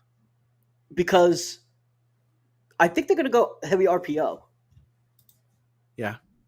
and if you do heavy RPO, that means you cannot stake your entire offense on a potential running back, a running back that has just coming off an injury too. Right. So you're going to have to utilize. So with RPO, you want to be able to have good running backs. You want to use play action, and you won't be able to do that with Jonathan Taylor injured. So I think they should need some more depth at that position. Honestly, Oh, that that's dog what I looks would do. good. Dang, Matt. I'm a fat kid. Yeah. Yeah, that'd be interesting. So if they went running back, okay. So you're saying wide receiver or running back? Yeah, wide receiver or running back is what I would do. I mean, that's at this point you're going to have to get him weapons, and if you filled your trenches, you got the holes, you got your quarterback. At this point, it's like, okay, let's get him weapons. Let's see how they do in camp. Do they have any chemistry? Is there a possibility that they could start? Is there a possibility that they can at least be rotational guys for different packages and so forth? So I think Eric that's Gray, what you do. Eric Gray out of Oklahoma still available. They use a great pickup for a running And- back. Right, and I'm looking at his analysis. He would be a good running back, especially if he's second. For a new quarterback, as they say, he's willing to step in pass protection, which would be huge, especially with the RPO. And he's even a receiver, so they said he needs to bulk up a little bit more, but yeah, that might be a good pick for him. Well, we're talking about how crazy Philadelphia is, and obviously it's not football related, but there's a guy in the Philadelphia airport that was just arrested for trying to smuggle in 72 pounds of weed. I mean, it's illegal in most places. Why you're strapped? 22 pounds of what? 72 pounds of weed. Okay. I mean, I guess they must have saw the draft and said, "Let's go nuts." Yeah, Eric Gray. Dwayne McBride out of UAB is the next running back that they have ranked. So it looks like we might see a run on corners. You have right there, you see the 49ers draft corner Darrell Luter, and the Ravens now just select another corner, Kai Blue Kelly. So we could see a little run here on corners again. Terrell Smith, man, let's go Jags.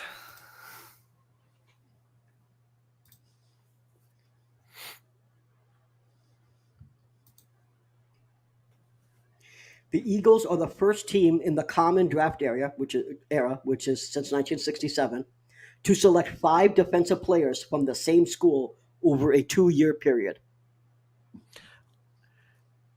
I'm not surprised. I mean, they're smart, man. That Georgia defense was something else. That was a special defense.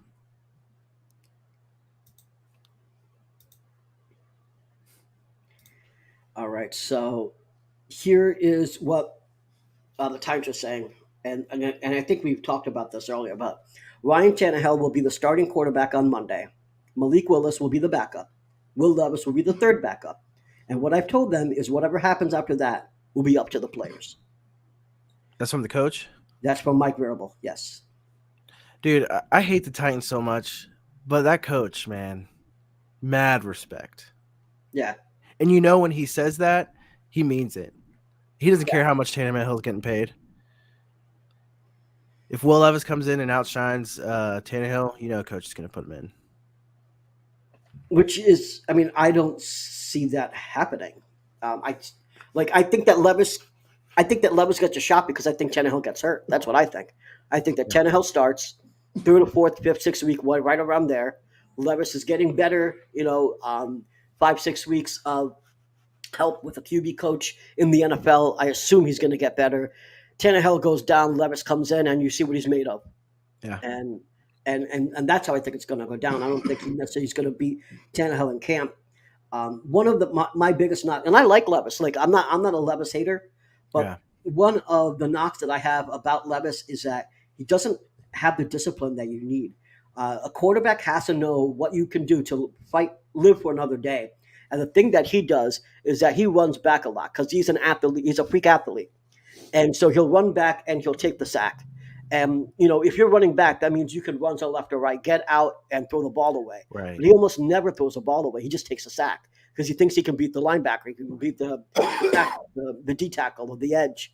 And he doesn't just throw the ball away. He's like, I can beat him. And he doesn't end up beating him. So that's a problem with Levis.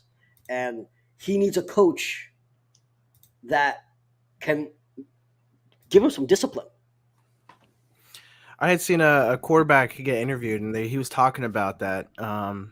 He said he'll take a sack all day, first and second down. He'd rather do that. He'd rather backpedal and try to find a passing route, and just take the sack versus throwing it away on first and second down. On third down, situational awareness, throw the ball away. But first and second down, take a sack all day, every day. Colts select Daniel Scott from California. Okay, that's a good pick. Safety. He was by ESPN, he was the 7th ranked safety in the draft.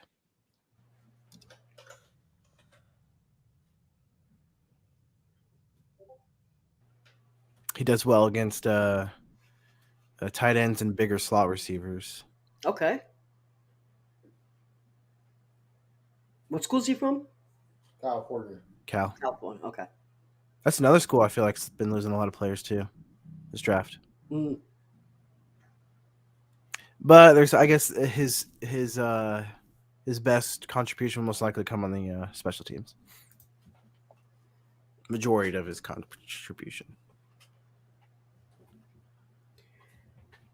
Sounds like a high floor, low ceiling kind of guy. Okay. All right. Well, that's some good knowledge there. So we're seeing if there's any leaks or any reports of the next picks, and they haven't been in a minute or so. Green Bay picked another wide receiver. What's up with that, man? You let go Aaron Rodgers, and you finally start adding offensive weapons. Ridiculous, man. I don't know. That just goes to show it's like they just put everything on Aaron Rodgers' back and said go throw to this guy we just picked up off the block. Yeah. Dontavian Wicks. Is that who it is? Dontavian Wicks. Mm-hmm. Yeah, I gotta see it up here. Okay, yeah. Let's see. I'm looking at this clip right now. Damn. All right, the Jaguars are up, man. I say we, regardless of what the medical says, pick Henry 2-2. Yes, it's another linebacker, but that's value. You don't want your cornerback? I would be happy with that as well, but when you have somebody with that much value this late in the draft, I think you go for him. Again, that's being me ignorant to whatever may actually be going on behind scenes. I mean, they might do it. They love linebackers, so. They love the linebackers. So, Antonio Johnson, Terrell Smith, or Henry 2-2 would be my wish list. It's not a bad list, man. What are they going to do? They're gonna trade the pick away for 10 7s next year? Because that would be a very Jaguar thing to do. I mean, if they don't like anyone. But I assume if they don't like anyone, trade it. But I mean, like at this point, just special teams. Antonio Johnson, let's go. There you go. You got him. Let's go. Let's go. I'll take it. Let's go. Let's freaking go. Well, that's a steal. Say again? A steal. Yeah, man. That's a steal. I love it. I'll take it. It's a smart pick. Of course, now I'm not super excited. I'm like, wait, why is this guy, why is he still available? But coupled with everything else that's still available right now, I'm happy with it.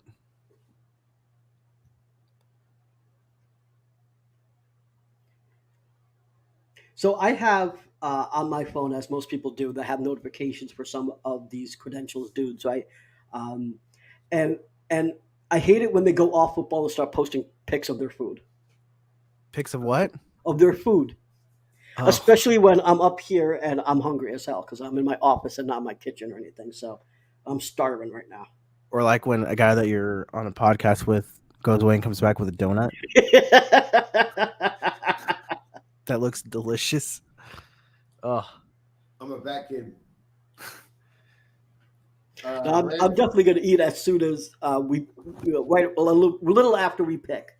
I'm just curious what we're going to do with that 174th pick. Hopefully, we don't trade it down. We actually pick there, and then I think I'll jump off and I got to grab something to eat. But appreciate Rams- anyone still watching. Rams pick Nick Hampton, Appalachian. State. Yep. Let's go. Let's freaking go.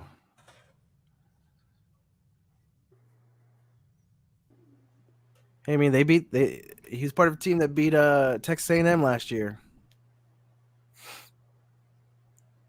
Although Texas A&M, come to find out, was not a very good team.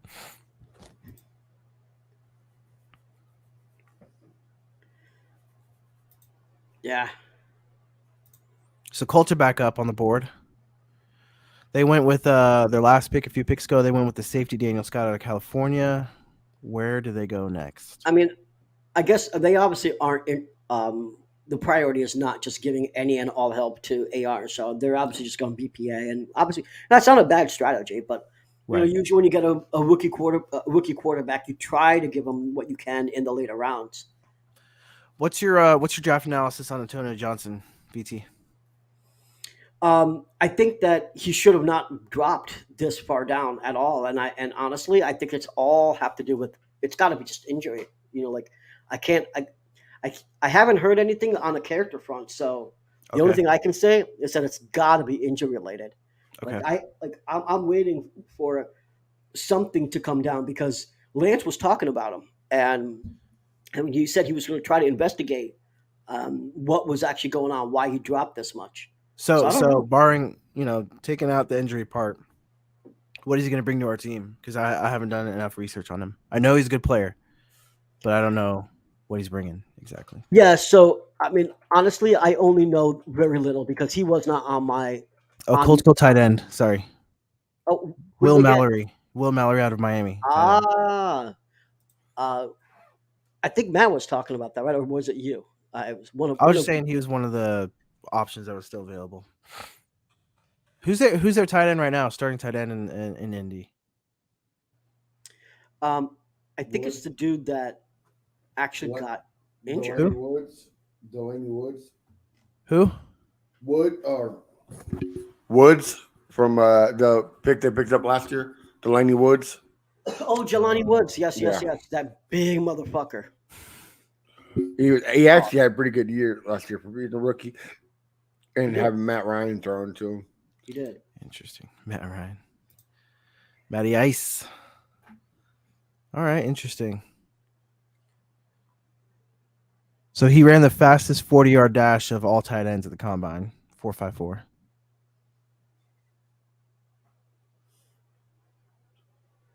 So yeah, for Antonio Johnson, I think that a lot of Texas fans really liked him. Honestly, more for the fact that he was an Aggie. To answer your question, That makes sense. than really That makes sense. most anything else. Chase Brown to the Bengals. Man, the Bengals, another offensive player.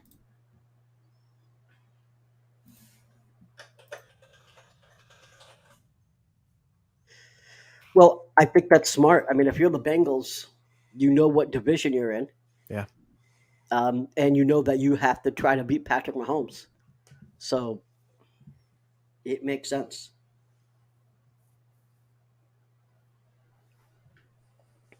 So yeah, I would say that, they're making the smart picks right now. They know their problem. Anyone that's in the AFC really has the same problem in all reality. And we're all catching up to Josh Allen, Joey Burr, Patrick Mahomes, now Aaron Rodgers. And I think that Chase Brown, like he was definitely on my list. And what I'll say is that Joe Mixon, they haven't extended him, right? So we don't know what's going to go on with him. I think he also has a few little legal issues. We were talking about Alvin Kamara earlier, so they were reinvestigating that whole issue with him in this house and the shooting and all that crap. And then the other thing where he potentially could get in a little trouble because he pointed a gun at someone and threatened to shoot that woman. So he's got some issues right now where they're up in the air about their starter running back. So got him at pick 163. Hell of a steal, in my opinion. You get him in the 5th round. Pretty damn good.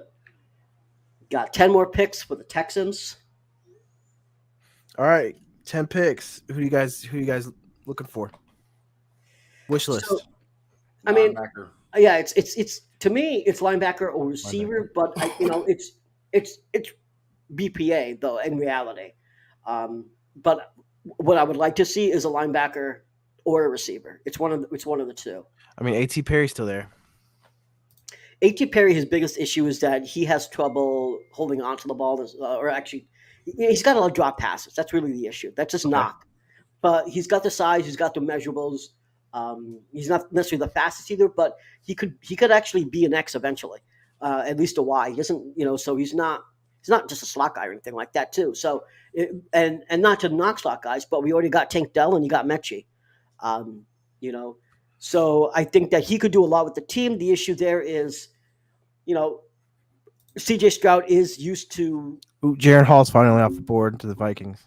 Oh, the Vikings got Jaron Hall. Good pickup. That's an excellent pickup for them. Yeah, good development pickup. Damn.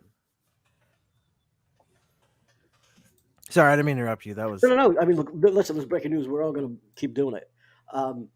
So anyway, that's my knock on A.T. Perry. And was that more of him, or was that because the quarterback wasn't really setting him up for, was he constantly having to fight for the ball, or was he having to kind of like break his route to go grab the ball, or is it him? It's actually him. Okay. I don't think I can't blame the quarterback on it, honestly. So what I would say with us, the thing about it is CJ Stroud is used to receivers that don't have those issues, and my only problem and my fear would be that when you're a rookie quarterback, you need people that you can trust, and if you have a receiver out there that is dropping passes and you lose that trust very quickly on, he no longer becomes an option. He's just a body on the field. Teams realize that and don't worry blocking him, and now they only have to go after the other two receivers. Right. No, that makes sense. So that's my concern with A.T. Perry. Not that he's a bad receiver, but you have to catch the ball. Duh. I mean, your job is. And so if you drop passes with a rookie quarterback, you could easily get isolated from the team, and then you also harm the quarterback. More importantly, harm the quarterback play. So you say you guys, you both kind of are in consensus. You want a linebacker would be your first option, right? So 2-2, if he's there, again, without knowing what's going on. I mean, without knowing the medicals, if he's there, you take him. And at this point, like, as long as it's not character issues, if it's a medical issue, I actually don't mind taking them, like, right here. If it's a character issue, that's completely different because you can't fix character issues. You can heal medical. Okay. So what I'm seeing right now, since the Jaguars pick, we picked Antonio Johnson. We've seen Antonio Johnson go. He fell. People would say Will Mallory potentially fell. Jaron Hall fell, and now Terrell Smith was just picked up by Minnesota, who was another individual who people had slotted higher. So it looks like a lot of teams right now are making a run on those players that were valued higher but fell for some reason that we're not entirely sure about. So that kind of points out to me that you guys may potentially not have 2 available. Potentially, yeah. If this trend is in fact a trend, right? Right. So if he's gone, Scott Matlock, have you done much on him out of Boise? Yeah, actually, that was on Bill Carroll's sleeper list. Oh.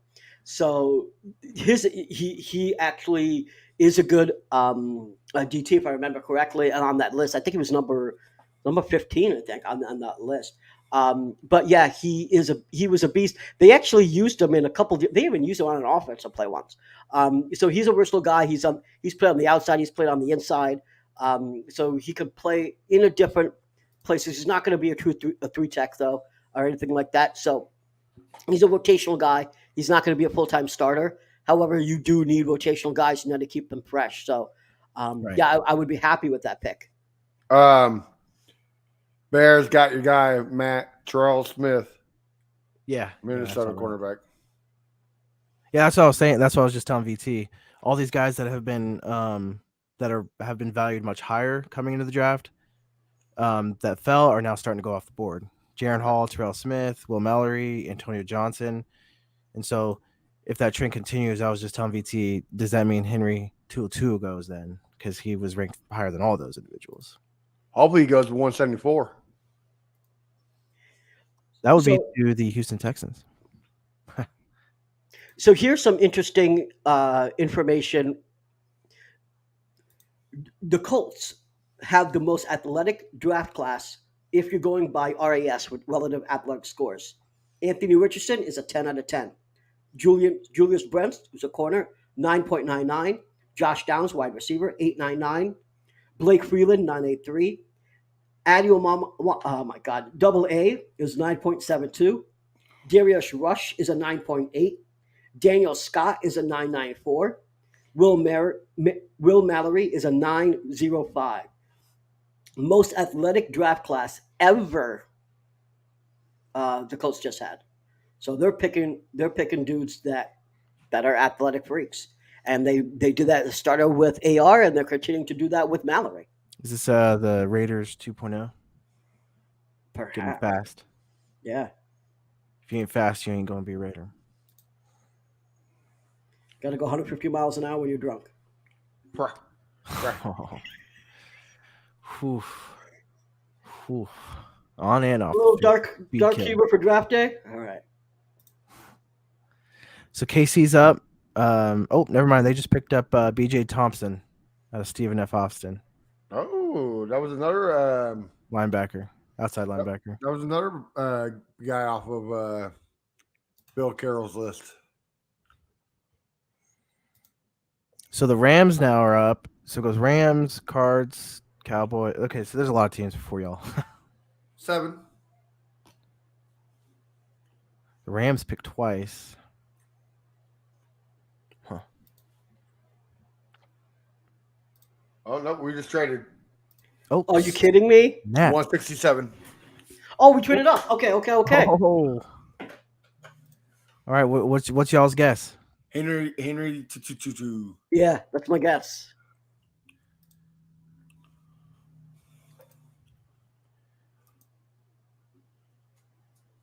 All right, just So- for the sake of argument, I'm going to go with cornerback out of Purdue. Corey Trice. Why you got to be different, man? I'm different. Yeah, I'm different. I'm different. Yeah, I'm different. So let's see what we do at Pick is in. I wonder what we gave up. Probably your 2025 first. Because we still got the 174 pick. I mean, if you're moving up, I would assume you're getting 2-2.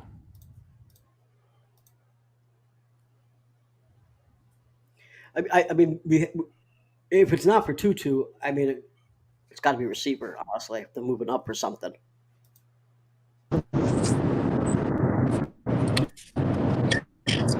What's up, Mr. Crenshaw?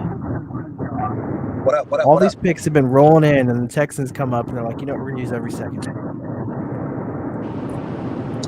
So who you think they talking in with that trade up?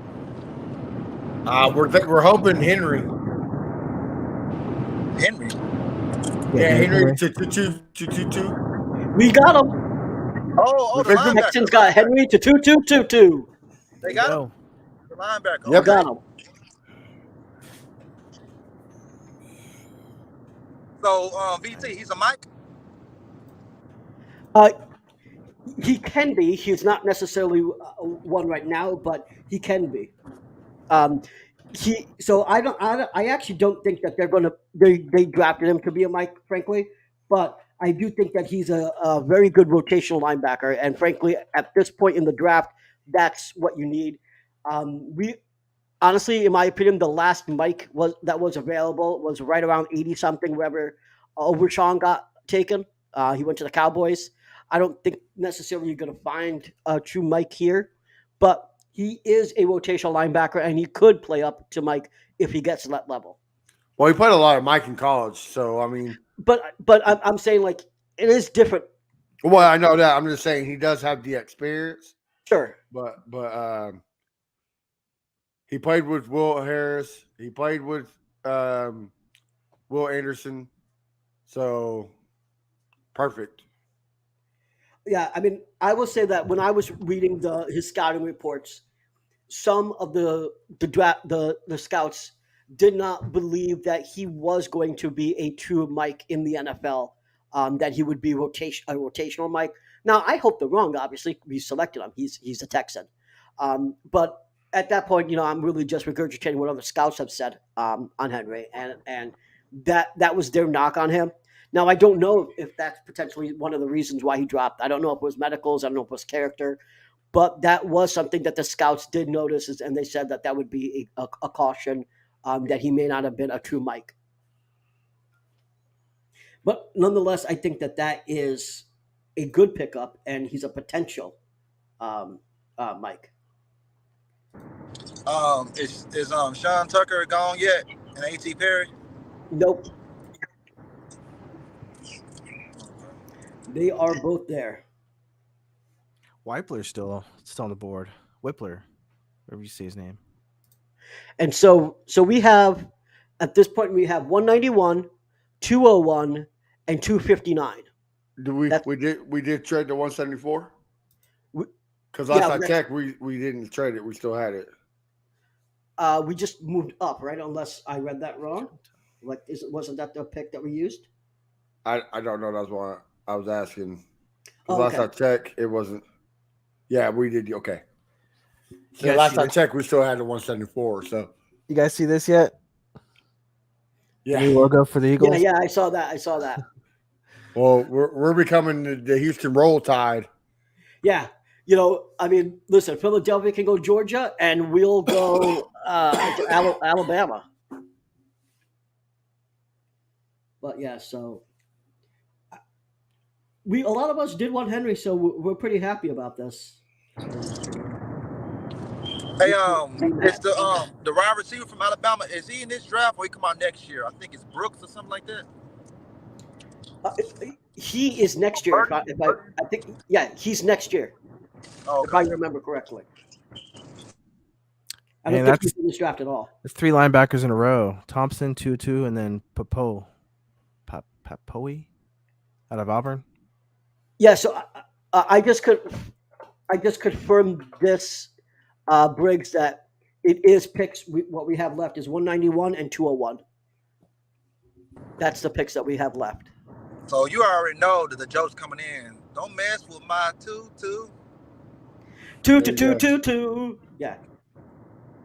I mean, he should actually just embrace it and be like Jim Carrey, and wear the tutu around and dance. Like you should just do it. You talking about Ace Ventura? Yep. Ace Ventura, baby.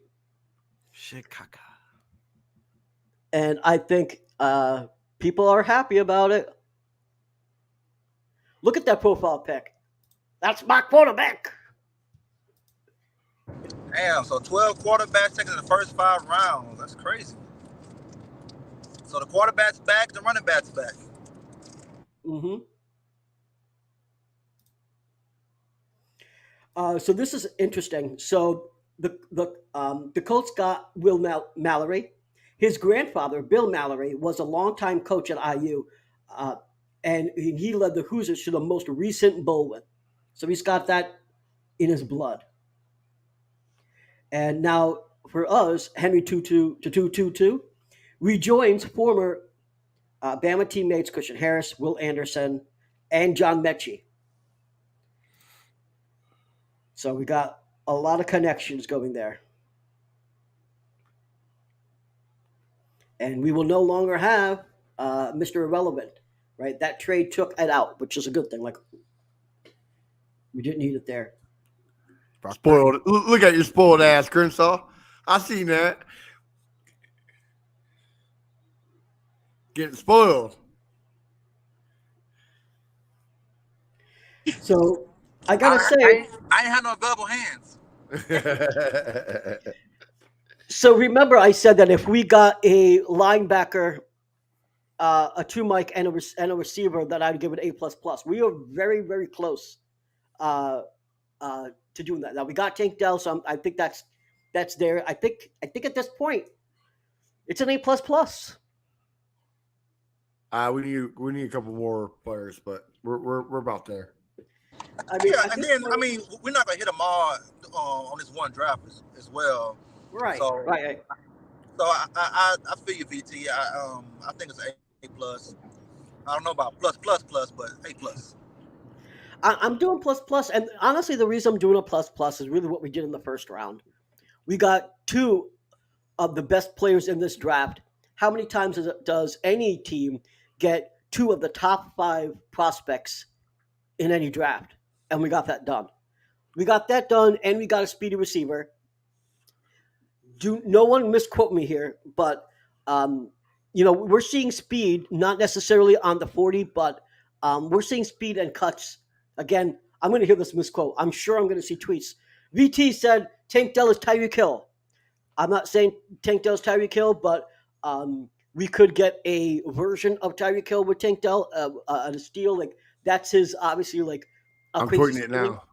Yeah, I know you are tweeting it. VT right says Tank Dell is the next Tyreek Hill. All right, can he just be Jalen Waddle? I mean, that would be great. That would be great. But no, I mean, like, you see the speed in him. You see how he can cut. I think he's going to be a great threat for C.J. Stroud. I cannot wait to see them both on the field. I want to see John Mechie, Tank Dell, and C.J. Stroud out there with Dalton Schultz, Dameon Pierce. Our offense is looking good. Defense is looking very good too. I'm so excited. I cannot wait to see the first preseason game. Oh, by the way, something that we should have talked about, but we'll probably have to do not on this stream. We'll probably have to do it on our next podcast. We have to select.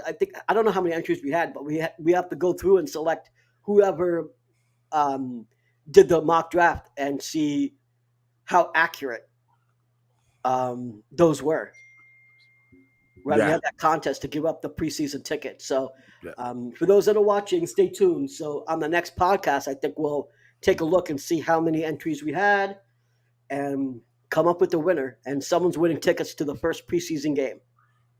Yeah, and also what makes this draft good is that we pretty much only, if you think about it, we traded that 4th pick, the 104, for next year's 3rd. So we only traded Will Anderson for a 1st and this year's 2nd. So that's not a bad trade. Everybody said that we gave up way too much for him. We got some capital back already. So yeah, solid draft by Casario once again. On paper. On paper. Yeah, of course on paper, but I mean, what else can you look at this point, right? So I do think it's a solid draft, and if he wants to be a Mike, he's going to have to beat out Kirko, which I don't think that would be hard, but he's got to also beat out Perryman, and that's going to be the issue. But I want to see that competition. Let's see how Perryman does. Let's see how Henry Tutu does. He's 6'1", 227 pounds. He's got huge hands. 10 1/4. So he's got the physical attributes, and so I think that he could be great. He's obviously in the SEC, and he's playing against NFL level NFL caliber talent. So really, what you're looking for to see if he can produce in the NFL, and then that's what the scouting reports said. So he's got a solid frame. He's got great length. But he is explosive. The real question is, even though he has an intensive burst, does he have enough of it, honestly, to go up against, in the NFL? He wasn't necessarily the speediest at 4.62, but those are decent numbers for a linebacker. And the real question there is how fast can he change direction? Talking about his hips and so forth. So he's a question mark, and I want to know why he dropped. I don't know yet, but we'll find out in OTAs what's going on. Well, hey, fellas, I have to quote the wise words of Crenshaw. I got to end this bad boy because I got to get out of here. I got to go to work. So this is in for me. I'll see y'all next week. Y'all have a good night. Crenshaw, be safe, bro. Appreciate it. I'm going to jump off as well. Y'all gonna hold it down, VT? You and Matthew, or what? I gotta hop off myself. Yeah, I think we're all gonna hop off. But before I hop off, I'm just gonna say this, and you guys can hop off if you want to right now. But Cardinals got Owen Popoli, which was another linebacker that was on my list. So I want to shout that out there. But I'll end this by saying, Texans fans, had a great draft.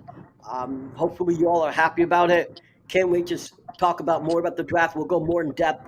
We'll try to get on a few guests so we can talk about the draft in depth on our next Wednesday show. Go Texans, and let's see if we can win the division this year. Let's go. Hot take. Hot take. Let's fucking go.